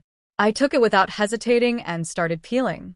The second I finished, Yuning snatched it right out of my hand. My nails are too short to peel. Let me try this one first. I stared at him, annoyed. You know the skin is tough to peel, so you steal mine? Everyone burst out laughing. Amian quickly handed me another. There's plenty, don't worry. Wang Xiuju kept pacing between the kitchen and the hall, eyes locked on how close Yuning was sitting to me. After her 8th trip back and forth, she finally found her excuse. Yuning, I just saw your sister at the village entrance with your nephew. Go meet them. He jumped up right away. I figured it was time to leave too. If I stayed any longer, they'd feel obligated to feed me lunch. I stood and grabbed Bar Jia's arm. Yuning, I should go make lunch. Amian, come visit me later if you're free. Sure, I'll come right after lunch. Amian got up to walk me out and politely tried to get me to stay for the meal. No, my family's waiting. They don't know where I am. I wasn't about to stay. Wang Xiuju's face was already dark as a thundercloud. But Bar Jia wouldn't move. She was staring at the basket of 3-colored sticky rice with burning eyes. My face went red. My sister-in-law, standing there drooling over someone else's food. I wanted to sink through the floor. Amian could see what Bar Jia wanted, but the food had been brought as a gift to her aunt's house. It wasn't her place to give it away. Wang Xiuju's mouth twitched, but she couldn't dig into her own family's gifts right in front of the guests who brought them. That wasn't proper. Amian grabbed a few candies and 2 oranges and stuffed them into Bar Jia's hands, trying to smooth things over. But Bar Jia was stubborn. She wanted sticky rice. Her feet stayed planted. Finally, Yuning walked over to the basket, tore off a big chunk of sticky rice, and put it in my hands. Looks delicious. Take some home to try. My face was burning all the way to my ears. I wished I had never come. So humiliating. But I had no choice. I took it. The instant Bar Jia saw the rice, her whole face lit up. She skipped and bounced all the way home beside me. I practically fled from the Lu house. I looked down at the big lump of sticky rice in my hands and wanted to throw it into the bushes. But I couldn't waste food, and if I tossed it, Bar Jia would just run back and ask for more. On the way home, at a fork in the road, I ran into Lu Yi. He was carrying a pickaxe, a hoe, and had a big machete tucked in his belt, heading out of the village. He stopped when he saw us and called out from a distance. Shidi, where are you two coming from? Yuning's house. He is visitors. I tried to act normal, the way I always talk to him. But my ears were hot, and I couldn't look him in the eye. 3 nights in a row. How was I supposed to act like nothing had happened? Especially after last night. This big, rough man had been so gentle, so tender. I couldn't stop my eyes from drifting to his lips. After a whole night of kissing, they were still noticeably red. Slightly swollen, even. Oh God. How hard had I been biting? My entire face caught fire. He stared at me, his expression complicated. Yuning's relatives came to visit. He seemed to be talking just to keep the conversation going, just to say a few more words to me. Yeah, 3 cousins and his sister brought her baby too. I was squirming inside, desperate to end the conversation and run. So he wasn't lying, Lu Yi mumbled. It sounded like their drinking plans for tonight were off. Uncle, where are you headed with all that? Going to clear some land on that hill over there. Just to keep busy, opening up wasteland. Some families in the village with extra labor did that, cleared and used hillsides during free time. Lu Yi was a bottomless pit when it came to food. More land meant more grain. That made sense. Yeah, might as well use this strength for something. He grinned his simple grin. This strength. Those words sent my mind somewhere it shouldn't go. I had first-hand experience with what that strength could do. But the hill he was pointing at was rocky and steep. The plots you could carve out would be small and scattered. Hard to farm. I might as well point this fool in a better direction. Uncle, that hill is no good. Listen to me, go to Little Sheep Mountain east of the village. It's just weeds and small bushes. Perfect for clearing. Little Sheep Mountain? But the soil there is poor. He shook his head. Everyone knew the soil was thin there. That's why nobody bothered with it. The soil is poor now, but it's one big open stretch. Clear the whole thing, and the entire mountain is yours. You have a cow, spend the first couple years adding manure, and the soil will come alive. Instead of farming a patch here and a patch there, put it all in one place. Easier to manage. I shared my thinking. I've actually thought about going there myself. If you don't take it, I'm going after the autumn harvest. No, you can't do that. You've only got 2 women working your house. If you want that mountain, I'll go claim it for you. He jumped in immediately, trying to stop me. He didn't think I should be doing that kind of heavy labor. I blinked. What did he just say? He would clear the land for me? No, uncle. Do your own first. That mountain is huge. We don't even have the people to farm it right now. That's nothing. I'll get it started for your family, plan it up, and whenever you're ready, you take it over. He didn't even think twice. In his mind, this was the most natural solution in the world. Uncle, you can't just... I was stunned again by how innocent he was. I had only mentioned it in passing. I was leaving after the baby came. What did I need wasteland for? Don't worry about it. I've got more strength than I know what to do with. It's settled. I'm heading to Little Sheep Mountain right now to stake your claim. He waved his hand, changed direction, and before I could blink, he was gone. I shook my head. Fine. Let him go. After I was gone, the mountain would end up being his anyway. When I got home, Fan Jinhua immediately spotted the sticky rice in my hand and the candy in Bar Jia's. Where did you get sticky rice and candy? I told her Yuning's cousins were visiting. She frowned and scolded me. Was I still a child, going to people's houses to beg for sweets? I slammed the rice into a bowl and set it on the stove. I brought it back for all of you. Bar Jia swooped in, tore off half, and started stuffing her face happily. Fan Jinhua understood then. It was Bar Jia who couldn't leave without it. Zhang Yongfu was in the backyard washing pants again, staring at me through the open back door with a complicated expression. Zhang Yongfu had been making trouble every day, refusing to use the toilet properly, deliberately soiling his pants. He said he'd keep doing it until they brought me back to serve him. Wife, come here, Zhang Yongfu called out. He shoved the basin aside and waved Fan Jinhua over. He'd had enough. He wanted me put back on duty. Fan Jinhua refused. There were still 4 more nights to go. If Yongfu kept throwing fits around me, it would upset the whole plan. She pointed out that I had been in good spirits these past 2 days, and that she had served Yongfu for 6 years. He had only done it for 2 days. She looked down on him, I could tell. She had held this family together by herself for years while he did less and less. 2 days washing his own son's pants, and he was already trying to quit. If you want the Zhang family line to continue, then take care of your son and stop causing problems, she told him. Zhang Yongfu's eyes bulged. She's Ah Fu's wife. Serving him is her duty. You worked the fields with a pregnant belly. What she does is nothing compared to that. That lit Fan Jinhua's fuse. She hadn't worked those fields because she wanted to. She did it because he was useless and someone had to keep the family alive. So the two women in this house should do everything inside and out while you sit around like a lord. He had his own anger boiling over too. His wife. Looking sideways at him, his daughter-in-law suddenly acting like a different person after just 3 days, putting on airs before they even knew if the baby plan had worked. 18 years of feeding her, and now she wouldn't even take care of her own husband? When did you women ever have it hard? The heavy work was all Lu Ye's. He kicked the basin over. The filthy pants spilled out onto the ground. Fan Jinhua saw his self-righteous face and lost it. Oh, so you know Lu Yi does all the work? Then what exactly do you do? Just eat.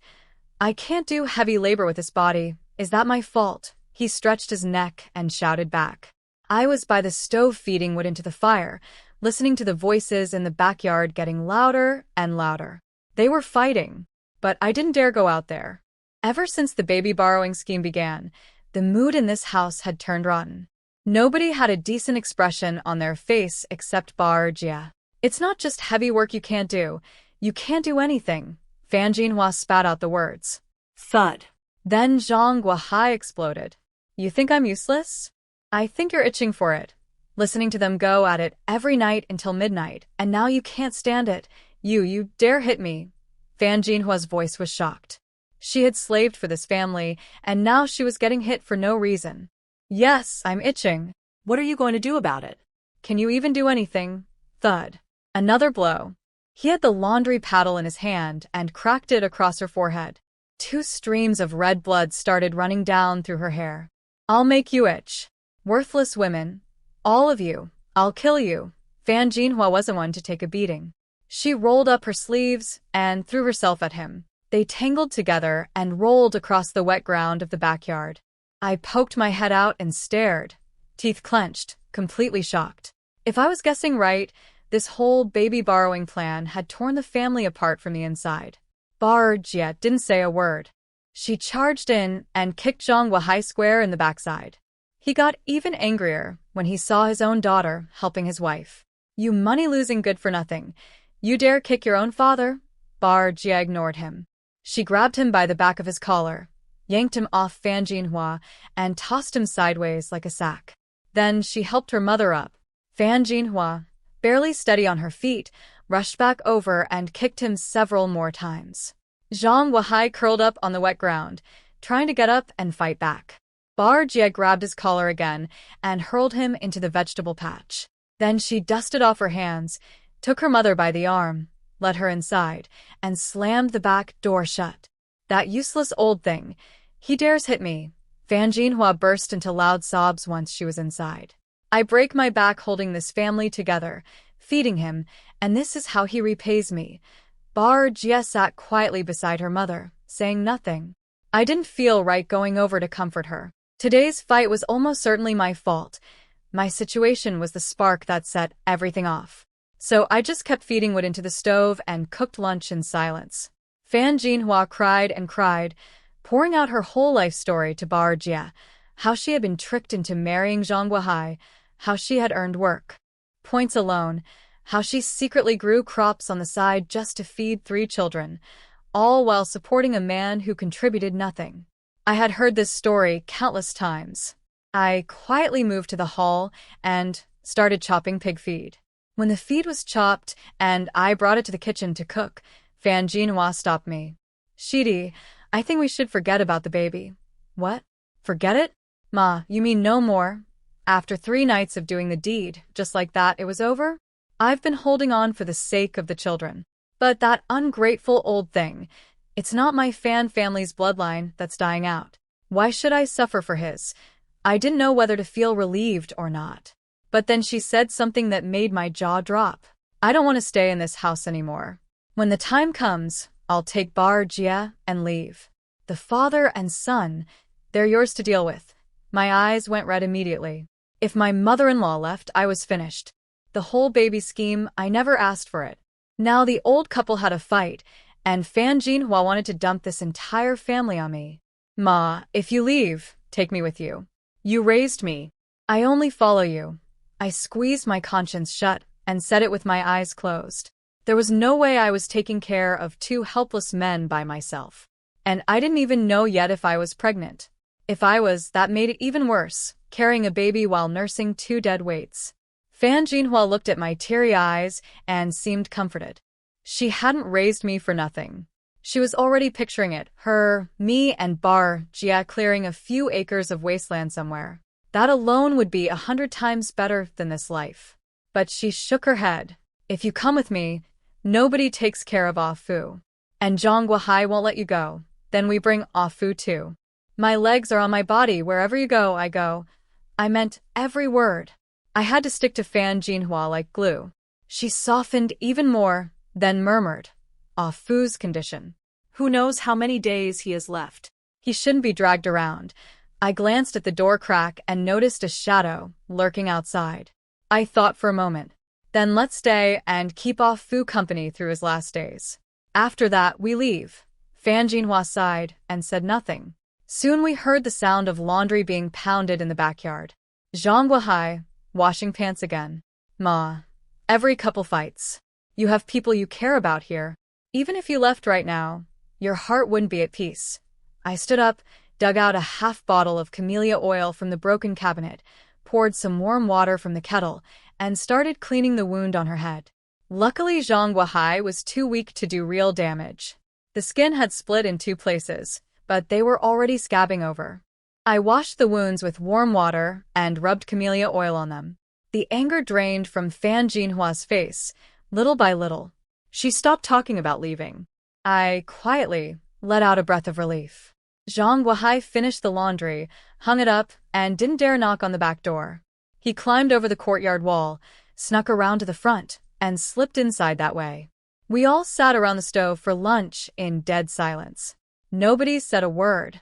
Zhang Guohai had just been beaten by Bar Jia and didn't dare bring it up. After eating, he carried a bowl to the bedroom to feed Zhang Yongfu. I won't eat. Bring that worthless Su Shidi here. Bring her. I don't agree to her having a baby. If she dares get pregnant, I'll beat the thing dead inside her belly. Zhang Yongfu's screaming poured out of the room without end. Shut your mouth. Zhang Guohai had been holding in his rage all day, and it finally exploded. Open up and eat, or I'll force it down your throat. If you soil your pants one more time, I'll carve a wooden plug for you tomorrow.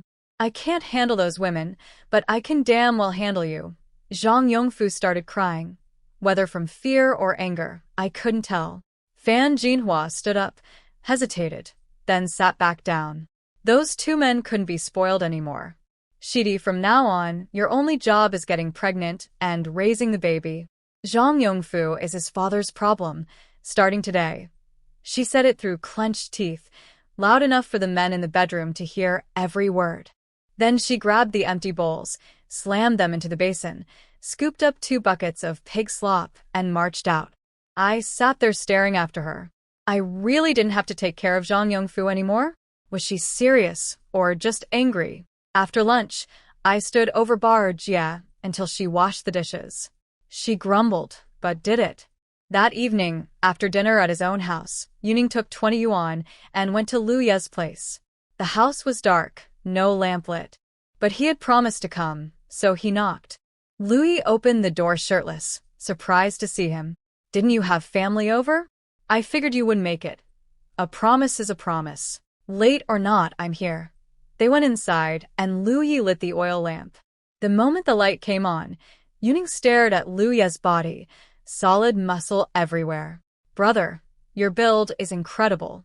I trained for years, and I'm not even close to this. He started squeezing and punching Lu Ye's arms. Arm wrestle. Lu Yi made a fist and flexed. His forearm rippled into mountains. Absolutely.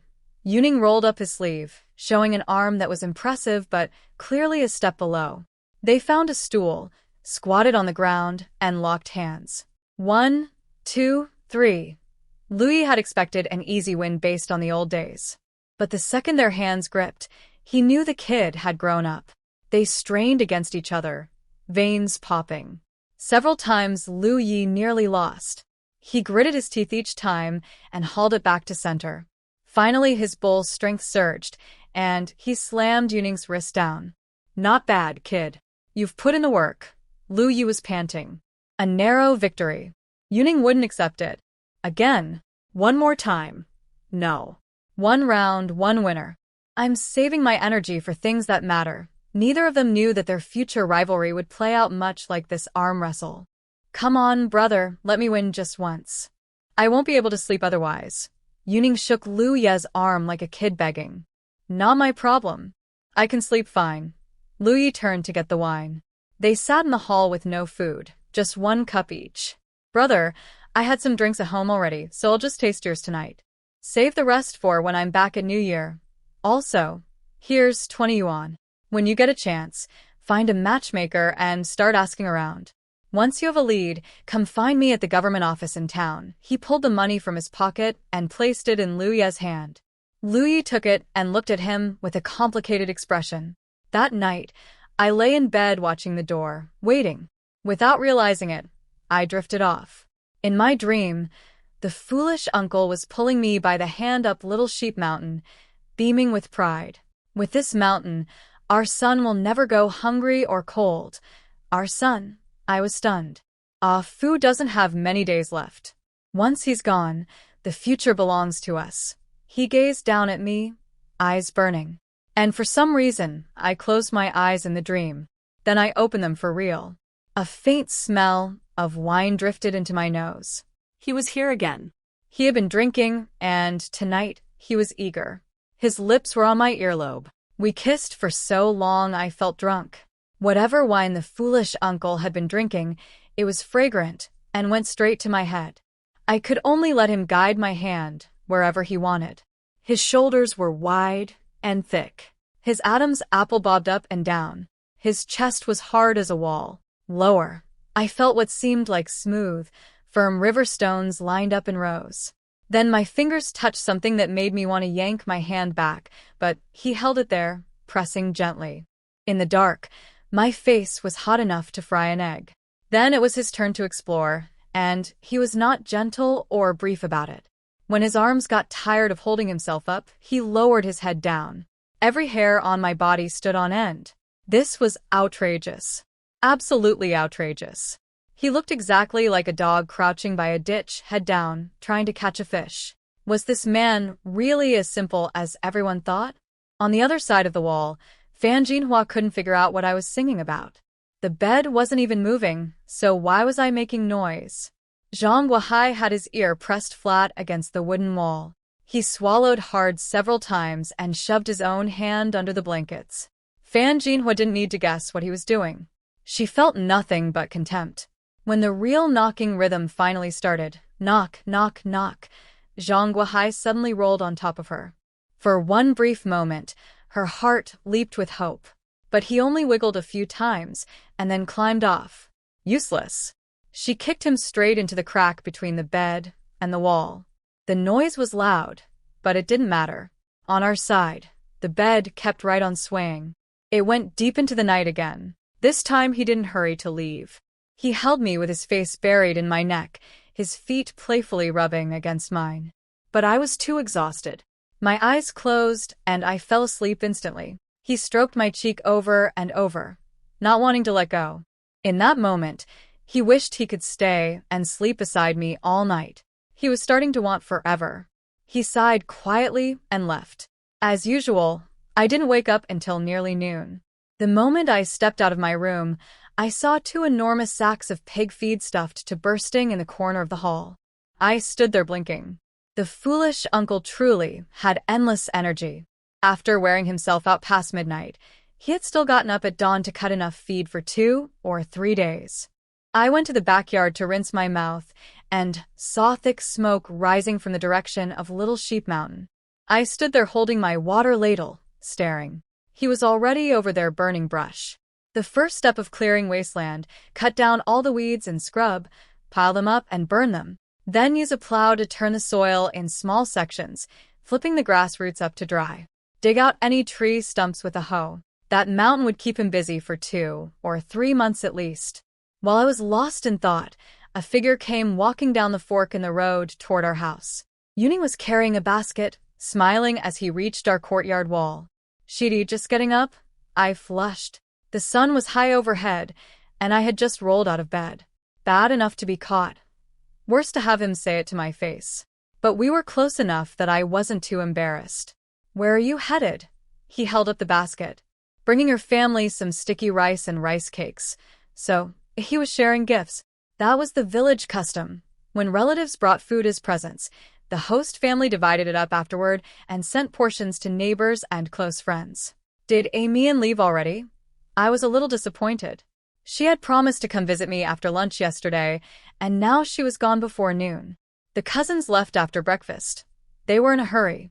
But my sister Yujuan is still here. He stood outside the courtyard wall and held the basket over it toward me, not walking to the front door. Here, take this. I'm bringing some to Brother Ye's house too. You're not coming in? I asked, confused. He was right at our door and wouldn't step inside. His mother must have told him not to. Nobody in the village liked visiting the Zhang house. Wang Xiuju's dislike of us wasn't new. The better their family did, the more they looked down on ours. Come take it. He pushed the basket further in when I didn't move. I glanced toward the kitchen. Fan Jinhua must have heard voices, because she came out to the back door. When she saw Yuning standing outside the wall, she frowned. Yuning saw her and knew he had no choice now. He had to come in properly. He called out a greeting, said he was bringing rice cakes, then walked around to the front gate and entered through the main courtyard. The moment he stepped inside, Zhang Guohai came out of a bedroom, still muttering curses under his breath. Their eyes met, and Zhang Guohai forced a smile. Yuning's here. Yuning set the basket on the altar table in the hall. It was packed, half sticky rice, half white rice cakes, with a handful of colorful wrapped candies on top. These were things our family barely ate all year. Sticky rice came out for a few festivals. White rice cakes were only made for gifts and celebrations. Zhang Guohai swallowed. Is that you? Yuning. Brother. Zhang Yongfu heard the commotion from his room and started shouting Yuning's name, his voice wild with excitement. Yuning answered and walked toward the bedroom. The instant he reached the doorway, a sharp, sour stench hit him like a wall. Zhang Yongfu looked terrible, pale, wasted, drained of life. Ah, Fu, are you feeling sick somewhere? Yuning steeled himself and went to the bedside. Zhang Yongfu grabbed his hand, barely containing his excitement. He fired off questions one after another. When did you get back? Why didn't you come sooner? Are you going back to the army? Did you bring a wife? You've changed so much. Yuning answered what he could. He'd been home 2 days fixing the roof. He had a government job in town and would report in a few days. Then he looked at Zhang Yongfu's face and said, Ah, Fu, you don't look well. If something's wrong, I can take you to the hospital in town. Really? Zhang Yongfu's eyes lit up the instant he heard the word town. Yuning knew Zhang Yongfu didn't really want a hospital. He wanted to see the town. The Zhang family had never taken him anywhere. Years ago, Yuning used to carry him there on his back. Now, after all this time apart, Yongfu looked like he was wasting away. He's not sick. Why go to a hospital? Zhang Guohai pulled a long face at the door. He eats more than I do. If anyone needs a doctor, it's me. He grabbed his lower back and coughed. Bar Jia had kicked him there yesterday, and it still hurt, but he didn't dare say why. Money growing on trees? Why go to a hospital for nothing? Fan Jinhua called out from the kitchen as she chopped pig feed. Zhang Guohai shut up, but Zhang Yongfu begged. Brother, take me. Please. Nobody in this house cares if I live or die. You're the only one who's good to me. Yuning looked at Zhang Guohai, then at Fan Jinhua. His heart softened. Okay. Tomorrow's market day. I'll find time to take you. Yongfu's face lit up. He could finally see the busy town again. By the time I finished washing up and came in from the backyard, Yuning was already gone. Where's Bar Jia? No sign of her. My stomach clenched. Li Erguai had been hovering around her for days. Left right after breakfast. Fan Jinhua's voice was flat, uninterested. Why doesn't anyone watch her? I snapped, and without eating, I rushed out the door.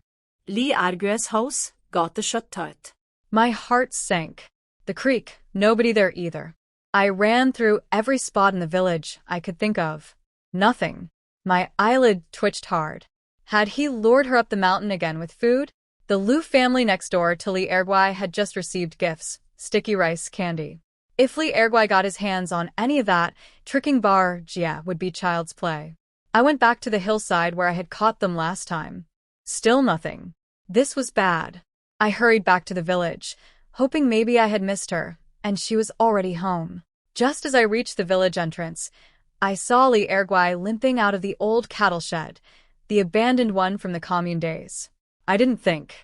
I grabbed a stick off the ground and charged at him. Li Erguai. Where's Bar Jia?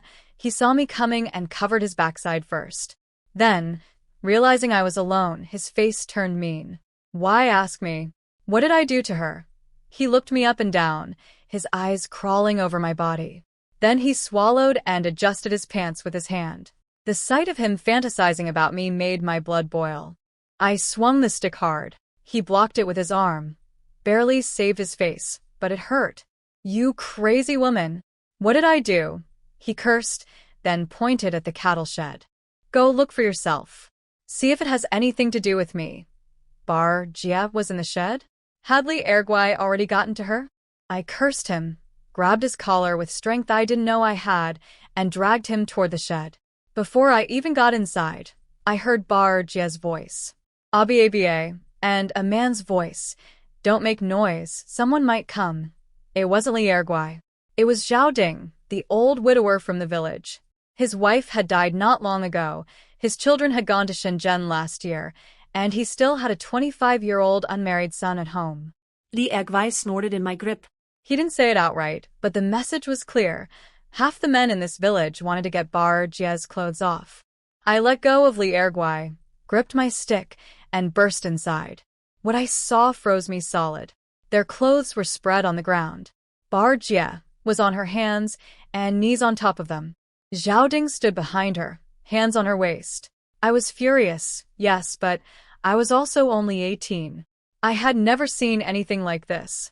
Zhao Ding, what are you doing? I could barely get the words out. He glanced back at me, just a young girl, not worth his attention, and went right back to what he was doing. I knew he wasn't taking me seriously. Rage overtook shock, and I cracked the stick across his back.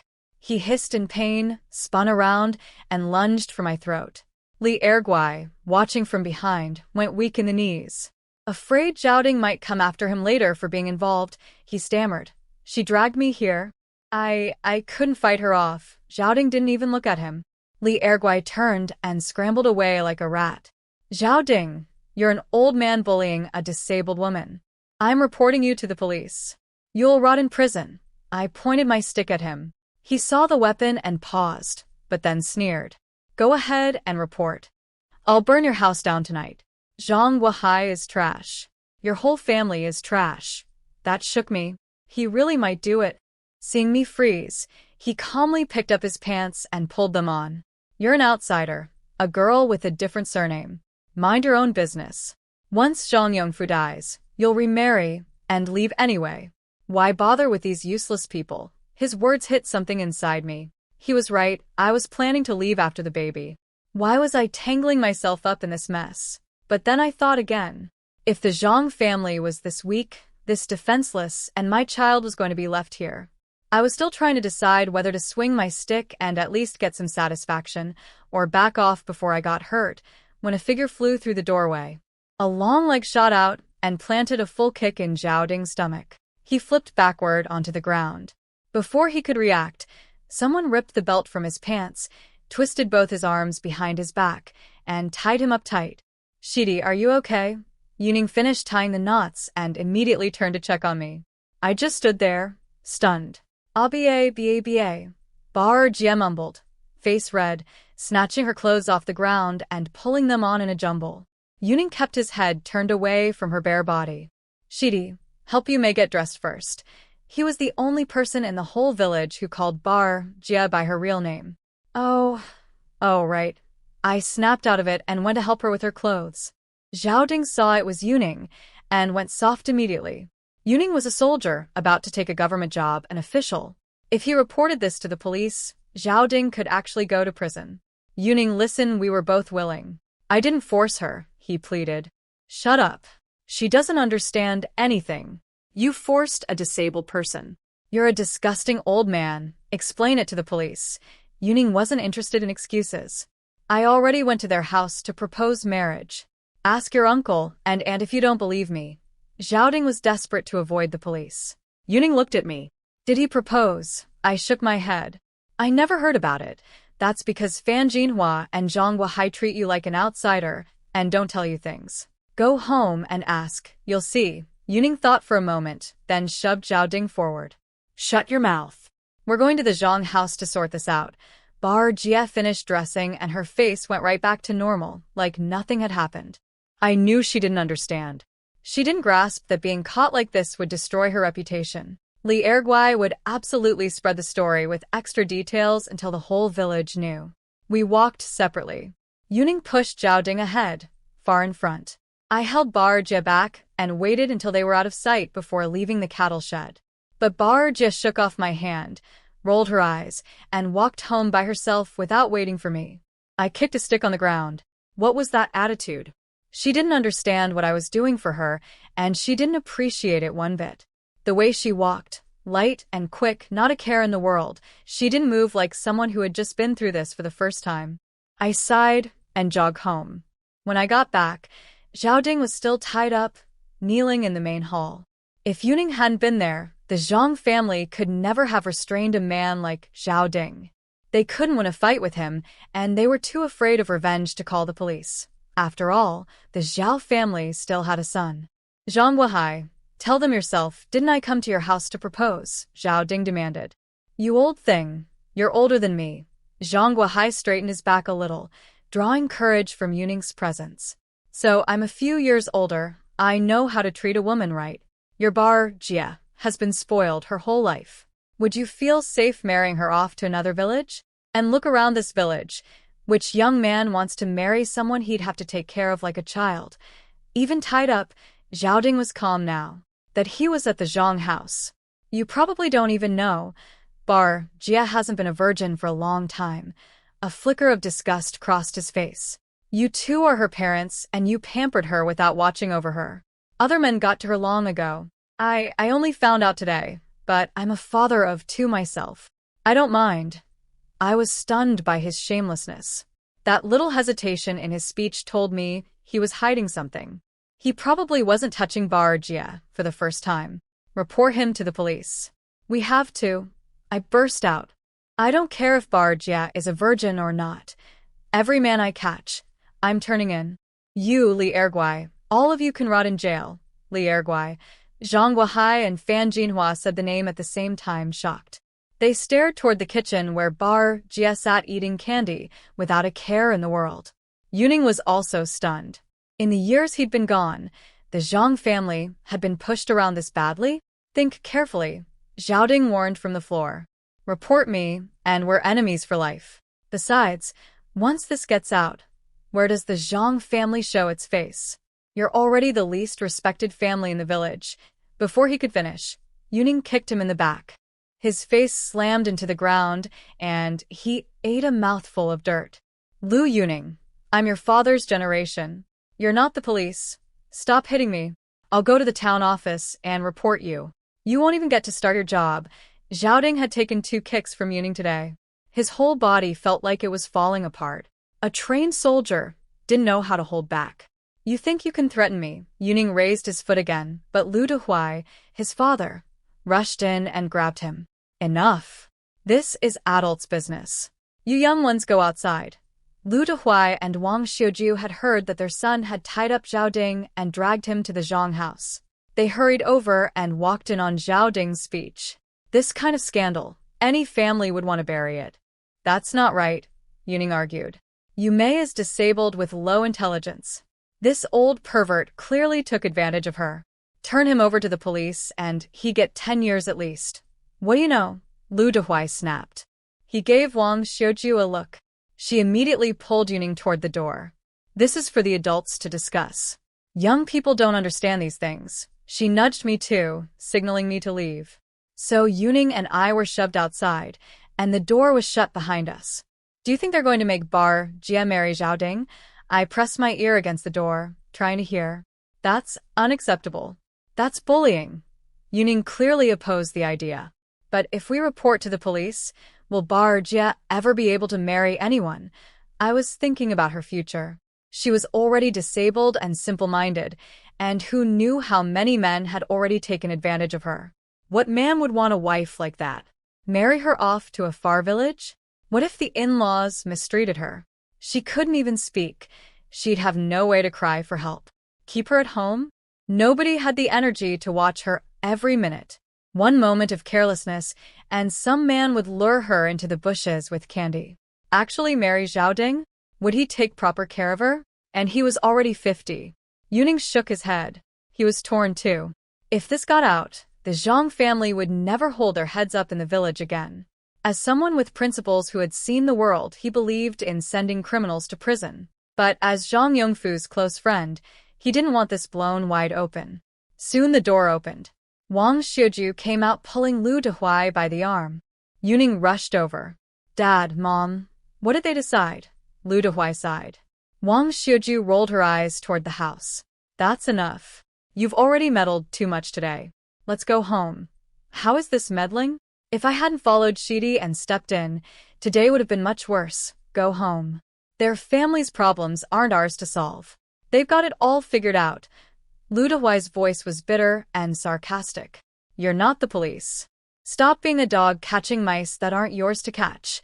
I watched Yuning get dragged away by his father, scratched my head, and went inside. What on earth had they discussed in there that made Lu Dehuai and Wang Xiuju so angry? I walked in and saw Zhang Guohai untying Zhao Ding's ropes. You're letting him go? I rushed over to stop it, but without Yuning here, there was no way to keep Zhao Ding restrained. Little girl, what do you know? Zhao Ding looked me up and down with ugly intentions. My scalp prickled. Not only were my in-laws releasing him, now he was eyeing me too. Zhang Guohai just sat there with his head down, saying nothing. Get out. My daughter will stay home her whole life before I marry her to you. Fan Jinhua was angry, but her words had no force behind them. Zhao Ding kept his gaze locked on me, then strolled out like he owned the place. You won't let her marry him, and you won't call the police, so you just let him walk? I stared at the old couple in disbelief.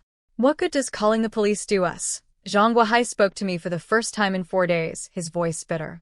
The whole county would hear about this scandal. And when Zhao Ding gets out of prison in a few years, he'll come back. Have you thought about that? His son is still around too. You think he'd leave us alone? Keep a better eye on your precious daughter from now on. That last part was aimed at Fan Jinhua. My daughter? So she has nothing to do with you anymore? Fan Jinhua couldn't believe he was washing his hands of it so completely. Useless outside the house, spineless in front of strangers, and at home he shoved all responsibility away. What's it got to do with me? She came out of your belly. Who else should you blame? Zhang Guohai stuck out his neck like a stubborn mule, refusing to admit his seed was the problem. They were about to fight again. I gritted my teeth. Fine. I'll watch Bar Jia from now on.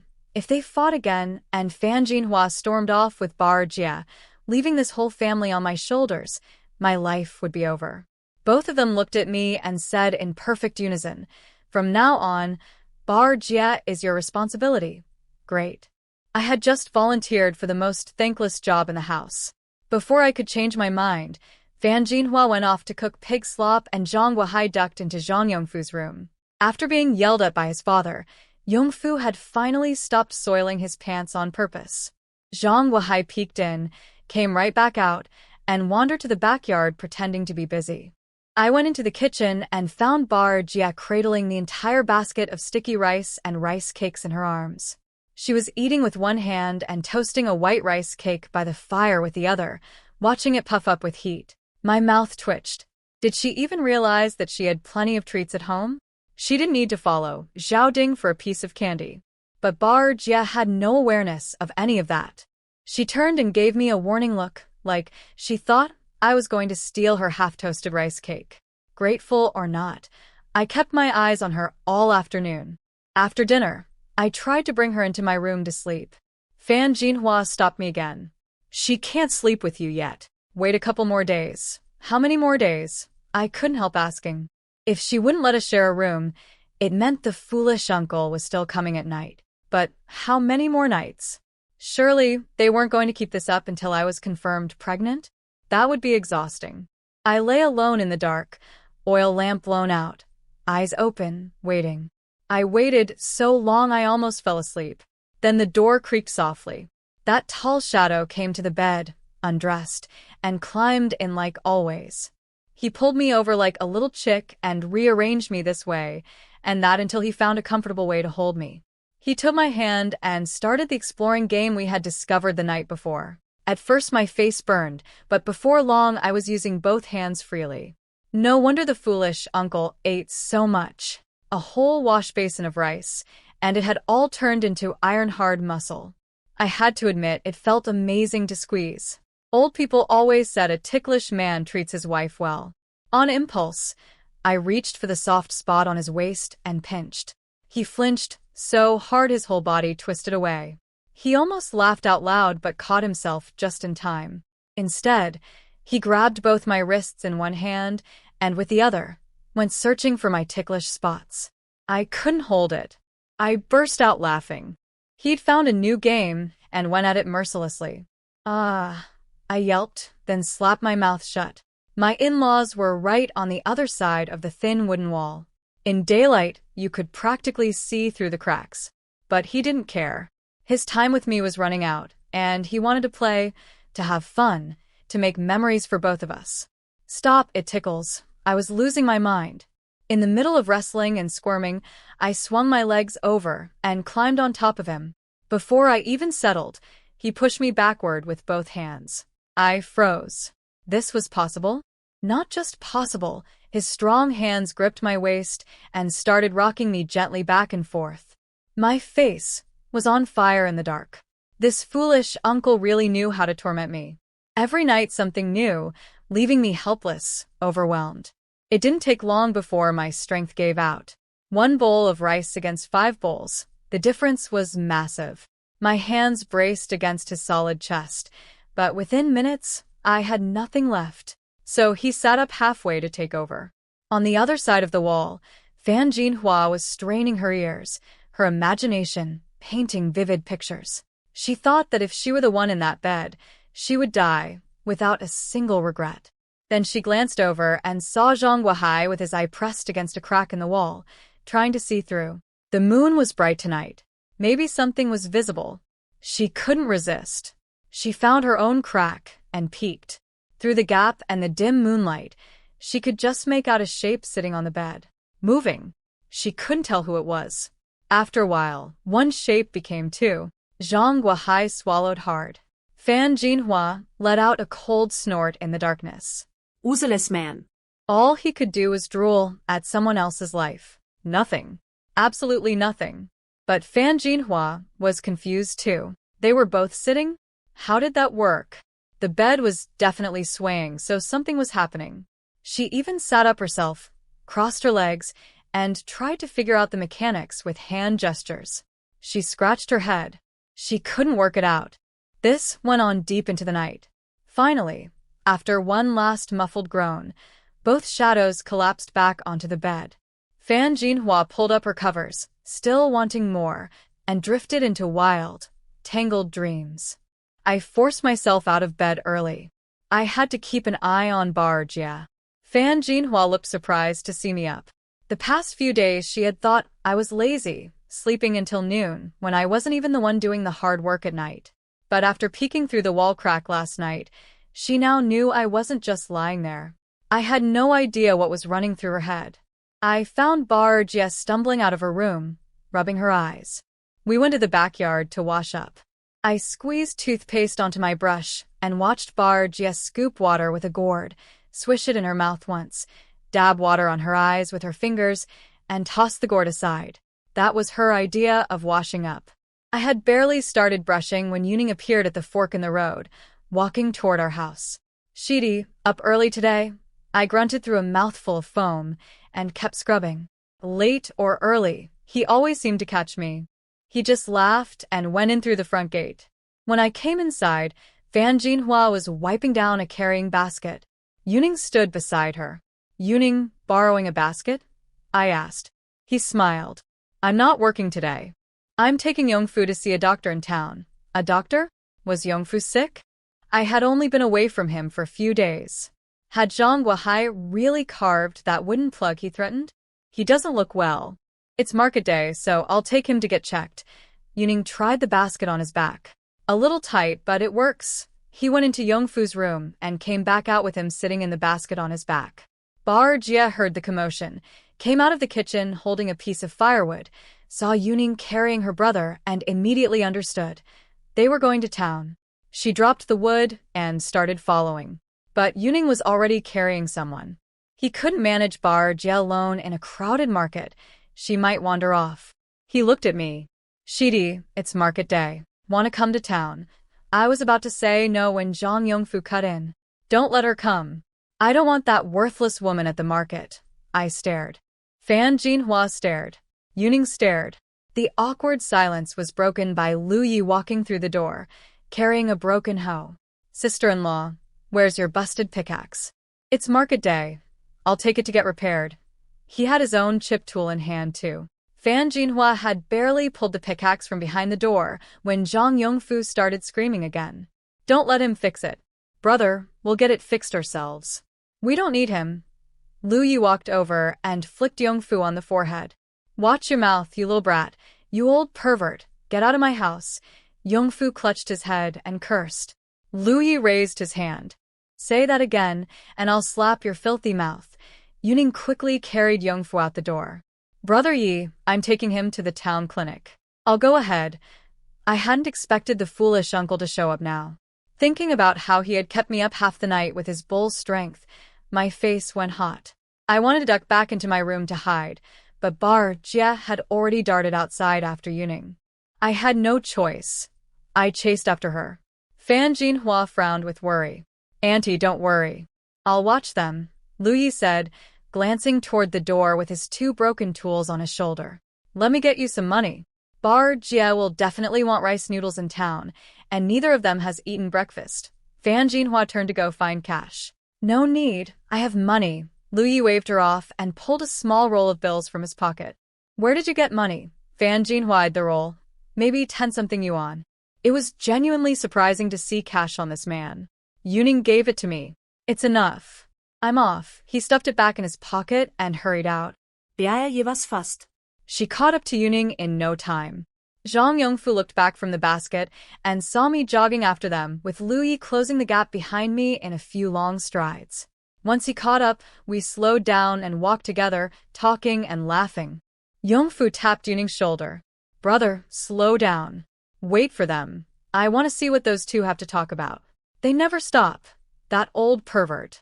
Don't let them walk together alone. Yuning glanced back. Brother Yi has helped your family's fields for years. Why do you call him an old pervert? I can't say, Yongfu sniffed. He doesn't just help our family, and he doesn't do it for free. Guess why he's in no hurry to find a wife at his age? Because he's poor? No parents to help, all alone. No, he's waiting for me to die. Waiting to swoop in and take what's mine. I'm going to live to 100 just to outlast him. Yongfu spat over Yuning's shoulder. Waiting for you to die. You think he's after Shidi? Yuning laughed. Inside, he found it amusing, like a toad dreaming of swan meat. Even if Yongfu did die, it would never be Lu Ye's turn. You don't believe me. He comes around for that worthless woman, I'm telling you. Hearing Yongfu call me worthless again, Yuning stopped walking. His face turned serious. Brother, Shidi has given everything to the Zhang family. The whole village sees it. Search your heart. How has she ever wronged you? For over 10 years, she hasn't complained once. You shouldn't talk about her like that. And you're wrong about Brother Yi too. He never had parents to support him.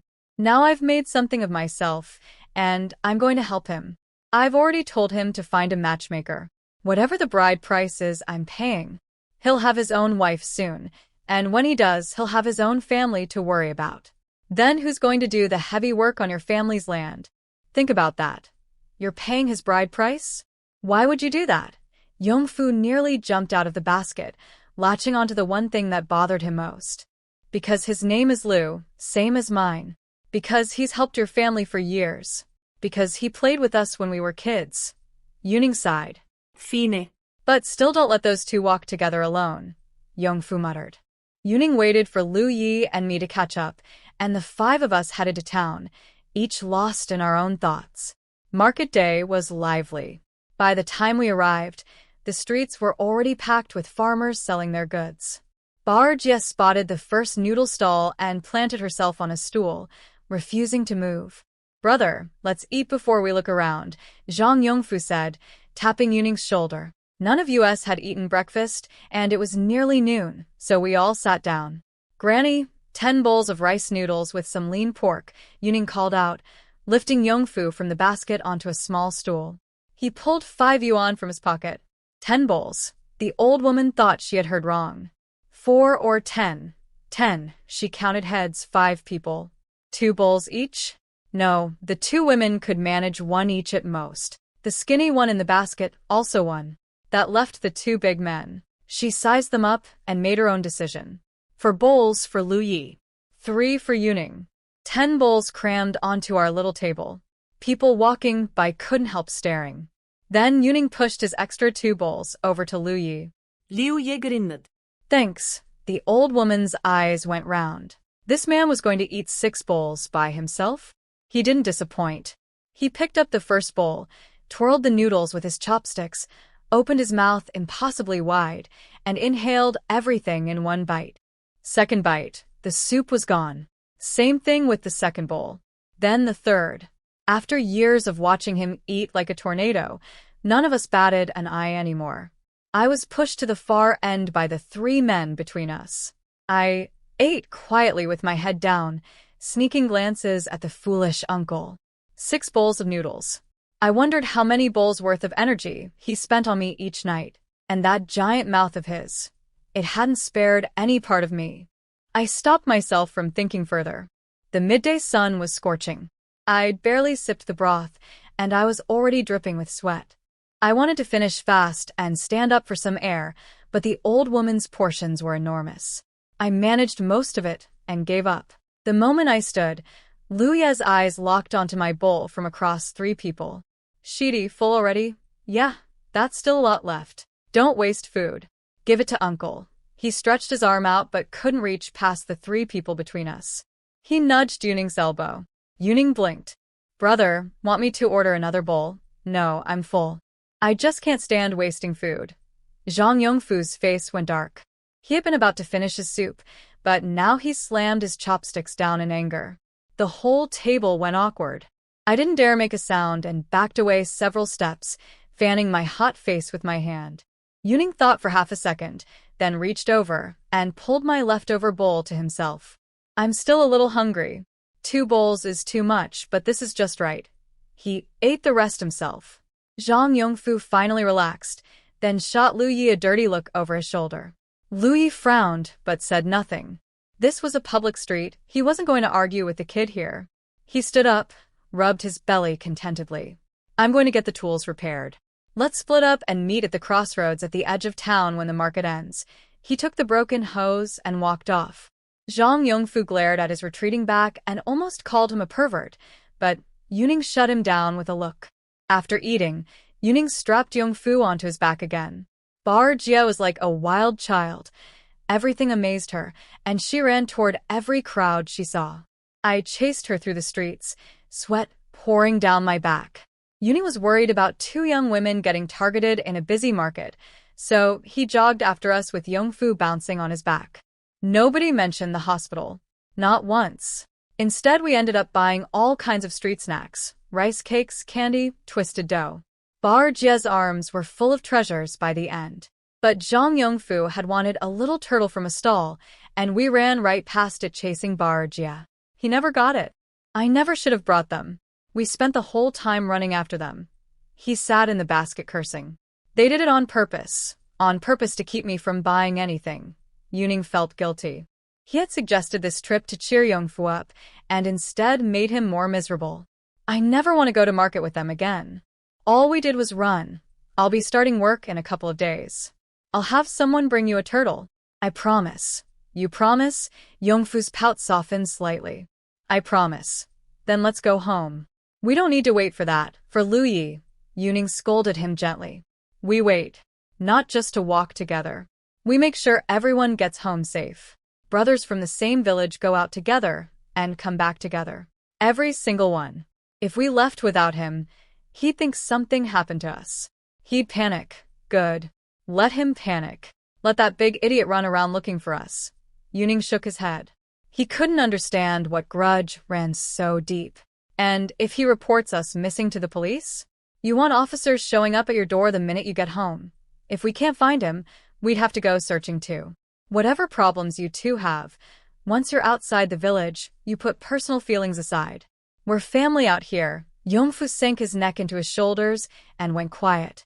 We had just reached the edge of town when Lu Yi came striding up behind us with long steps. By the time we got home, it was almost dark. Fan Jinhua saw Bar Jie's arms loaded with treats and frowned. You went out without a single coin. Who paid for all this? She looked at Yongfu's sour face.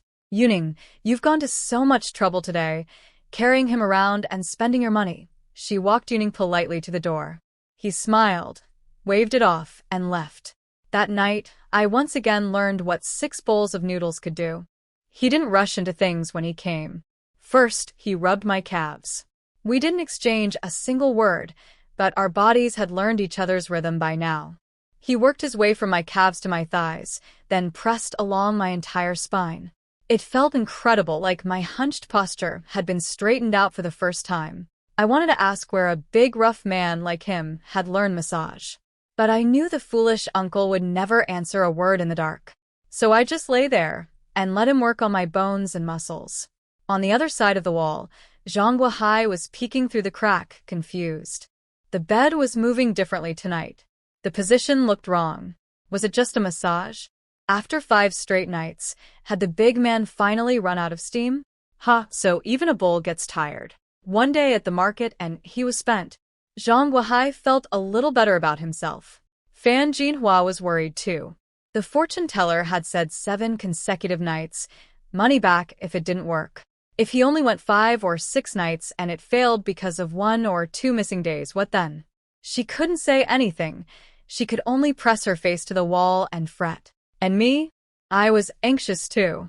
He had loosened every bone in my body until I was half asleep. Why wasn't he starting? We hadn't taken off a single piece of clothing. Was he waiting for me to ask? That would be mortifying. But if we started too late, at his pace, we'd be going until sunrise. That would be even worse. I fought off sleep and decided to give him a hint.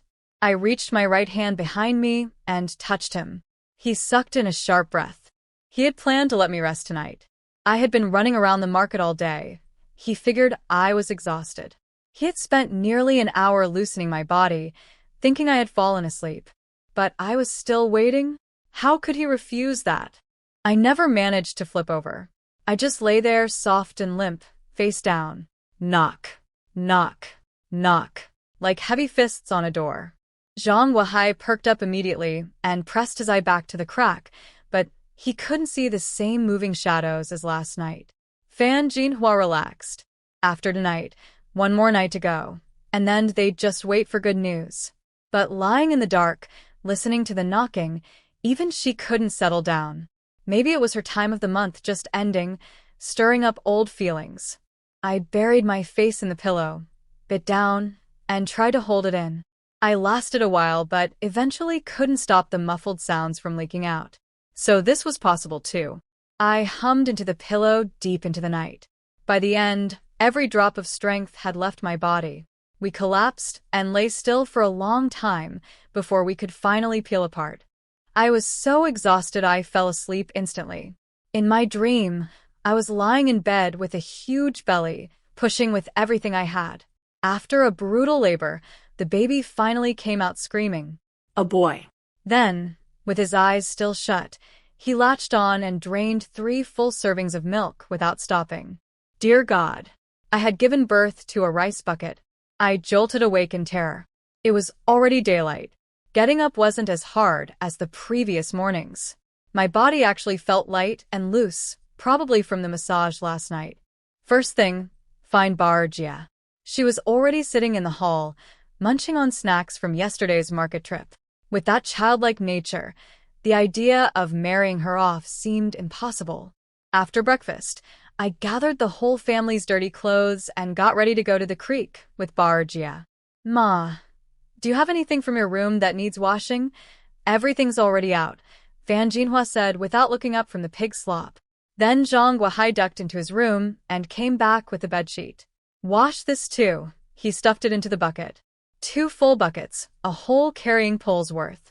I tapped Bar Jia's shoulder and pointed at the pole. She puffed out her cheeks but picked it up and we headed out. Several older women were already at the creek, chatting away. The second they saw us, they went silent. They always did that around me and I was used to it. But today their eyes were different, almost disgusted. They kept staring at me and Bar Jia, back and forth, with a look I couldn't read. I frowned. I should have checked whether the creek was empty first. But we were already here. Bar Jia didn't notice a thing. She dumped the clothes, grabbed the first piece, soaked it, sprinkled washing powder, and started pounding away with the wooden mallet. I knelt beside her and started scrubbing, trying to ignore the stares. Thunk! A pebble flew from behind us and splashed into the water right in front of Bar Jia's face, spraying her. She spun around, furious. 2 boys, one about 8, the other about 11, stood behind us, grinning. She yelled her usual sounds at them. They didn't understand and threw 2 more stones. Thunk! Thunk! Bar Jia grabbed the mallet and charged after them. I scrambled to follow. Those kids were small. If Bar Jia caught one and swung that mallet at his face, it wouldn't be a game anymore. I had barely gone 10 steps when I heard the creek women burst into whispers behind me. Hushed voices, clicking tongues, deafeningly loud even from a distance. What was going on? Today was strange. Bar Jia was already chasing the 2 brats into the village, disappearing into a narrow lane. I gritted my teeth and ran faster. Shidi, what are you running for? Yuning was fixing his family's pig pen fence when he saw me fly past his yard. Bar Jia, she's got the mallet. She's chasing those 2 little monkeys. I'm scared she'll hurt them. I shouted without stopping or turning my head. Yuning took one look and realized he was faster. A shadow whooshed past me like a gust of wind. He caught up to the boys in seconds. Just before he grabbed them, he heard them chanting a little rhyme as they ran. Look costs 5 cents. Touch costs 5 yuan. Doing it costs 50. Yuning clenched his jaw, kicked into higher gear, and snatched both boys by the collar. Bar Jia saw her targets caught and raised the mallet, ready to smash their faces. Yuning shouted and stopped her just in time. You 2 little brats, what were you chanting? I caught up, gasping for air. I had heard the rhyme they kept repeating. Bar Jia probably didn't understand the words. She was just angry about the stones and the water splashing her face. Yuning grabbed the older boy by the collar. Speak up. What were you saying? The boy stammered it out. Looking costs 50 cents, touching costs 5 yuan, doing it costs 50 yuan. What does that mean? Why were you saying it at us? I frowned. Kids this young didn't make up things like that. An adult had taught them. We don't know what it means. Liargø totus, liargø. Yuning and I looked at each other. Why would he teach children something like that? A terrible feeling flooded through me. This had to be about Zhao Ding. Zhang Guohai and Fan Jinhua hadn't reported him to the police. They hadn't made him marry Bar Jia either. Had they taken money instead? The thought hit me so hard my vision blurred. Yuning caught me before I stumbled. Are you okay? I steadied myself after a few seconds. I'm fine. I'm fine. What's going on? Lu Yi appeared, carrying his plow and hoe toward Little Sheep Mountain.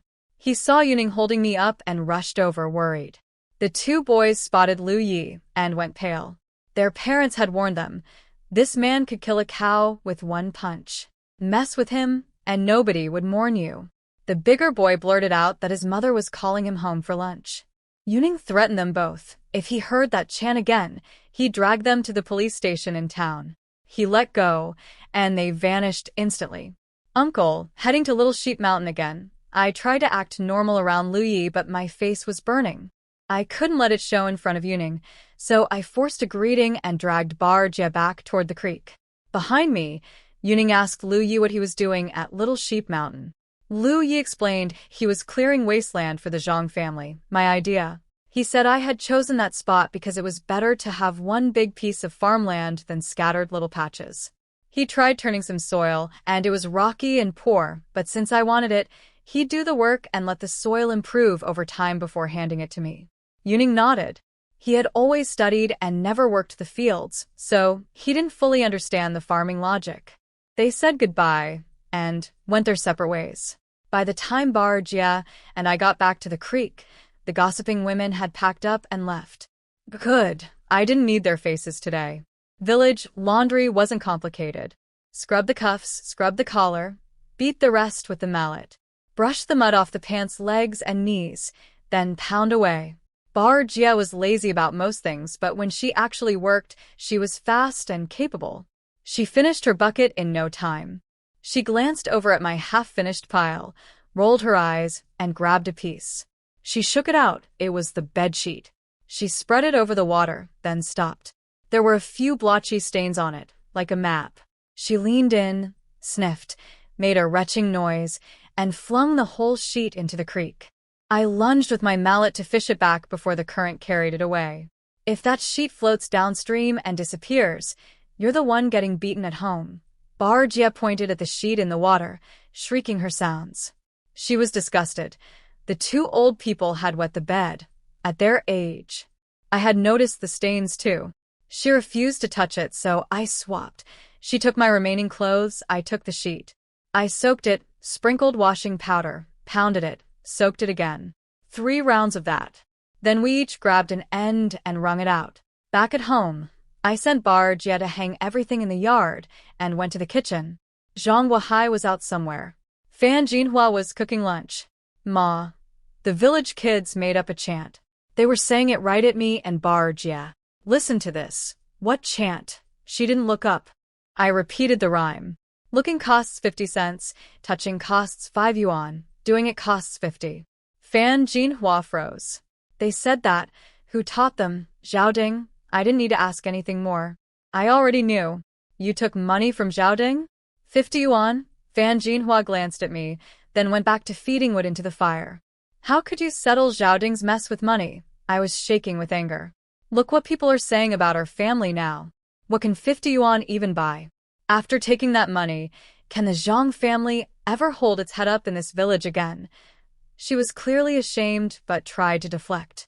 I didn't think Zhaoding was that kind of person. He promised to keep it quiet. Blaming him?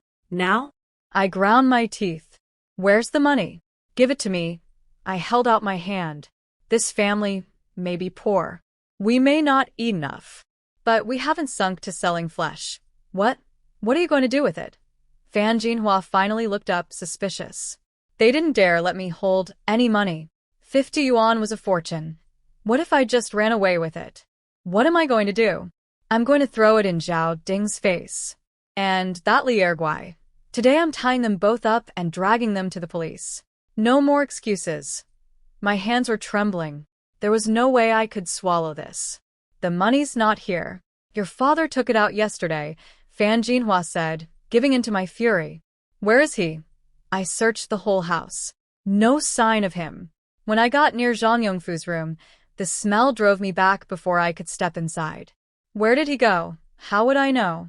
He went to the next village yesterday and put a deposit on a calf.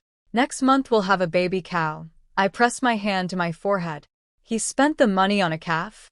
Wait, a cow meant someone had to cut grass for it every day. Was that someone going to be him? Or Fan Jinhua? No, they were obviously planning to dump that on me. No. Get the money back first. If we want a cow, we sell this year's pigs and buy one then. Zhaoding's situation cannot end like this. Right on cue, Zhang Yongfu walked through the front door, hunched over as always, hands clasped behind his back, face red. He had been drinking somewhere. The money's already paid. How am I supposed to ask for it back? I don't have the face for that. I looked at both of them and felt a wave of disappointment so deep it made my chest ache. They had told me I was too young to handle the Zhaoding situation, then shoved me out of the room. And this was their solution. You don't have the face to get the money back, but you have the face to let the whole village call us flesh peddlers behind our backs. Zhang Yongfu waved his hand dismissively. If you're not afraid of embarrassment, you go get it. Fine. I will. Who did you give it to? He didn't answer. He shuffled into his room and lay down. I looked at Fan Jinhua. She claimed she didn't know. She hadn't gone with him. So that was it. Both of them were going to hide in their shells like turtles and let Zhaoding and Li Erguai get away with everything. Fine. You're all cowards. I'll handle it myself. I stormed out empty-handed and went straight to Lu Dehuai's house. In this whole village, the only people I could turn to were Yuning and Lu Yi. But Lu Yi was dirt poor. He had nothing but muscle. The Lu family was eating lunch around the stove. I didn't dare go inside, so I stood in the yard and called out, "Yuning, are you home?" He came out in less than a minute. "What's wrong, Shidi? Do you have money? Can you lend me 50 yuan? I didn't beat around the bush." He blinked, then his face turned worried. "What happened?" I told him everything. Zhao Ding had paid 50 yuan to make the whole thing go away. Zhang Wahai took the money and used it to buy a calf. But the village kids were already chanting rhymes about us, calling bar jia a commodity with a price list. I couldn't swallow it. They settled with Zhao Ding for 50 yuan. Yuning's eyes went wide. That's insane. He turned and walked straight inside without another word. Wang Xiuju was already standing at the kitchen door with her rice bowl, having heard every word from the yard. Before she could speak, Yuning asked for the money. Ma, lend me 50. "I'll pay you back for my first month's salary." "Absolutely not," she refused instantly. "Ma, this is serious." Get the money. Now. His face was dark. If he didn't come up with this 50 yuan today, he would never be able to look me in the eye again. Wang Xiuju saw the look on his face and didn't dare argue. She set down her bowl, went to the bedroom, and brought back the money. But she couldn't help muttering as she handed it over. "You say borrow. When will it be paid back? Can she even pay it back?" "With what? I told you when I get my first paycheck. I wasn't talking about you." I heard everything from outside. To put Wang Xiuju at ease, I called out loudly, "Auntie, I'll pay it back with my pig money. If you're worried, I can write you a note." With a note on paper, nobody can cheat anybody. Wang Xiuju pursed her lips. "A note? How many words do you even know?" "No note needed. I'll just remember it," Yuning said, handing me the money. "No, let me write one. When the debt is paid, we tear it up. Fair and clear. I may not have gone to school, but I understood basic principles." Wang Xiuju didn't want to lend money because she was afraid I'd never pay. A written note was for her peace of mind. "Really, it's not necessary," Yuning said. To him, 50 yuan was nothing. If I wanted it, he would earn 500, 5,000 for me someday. "It is necessary." "Absolutely." I insisted. "Son, she wants to write one. If we refuse, we're the rude ones.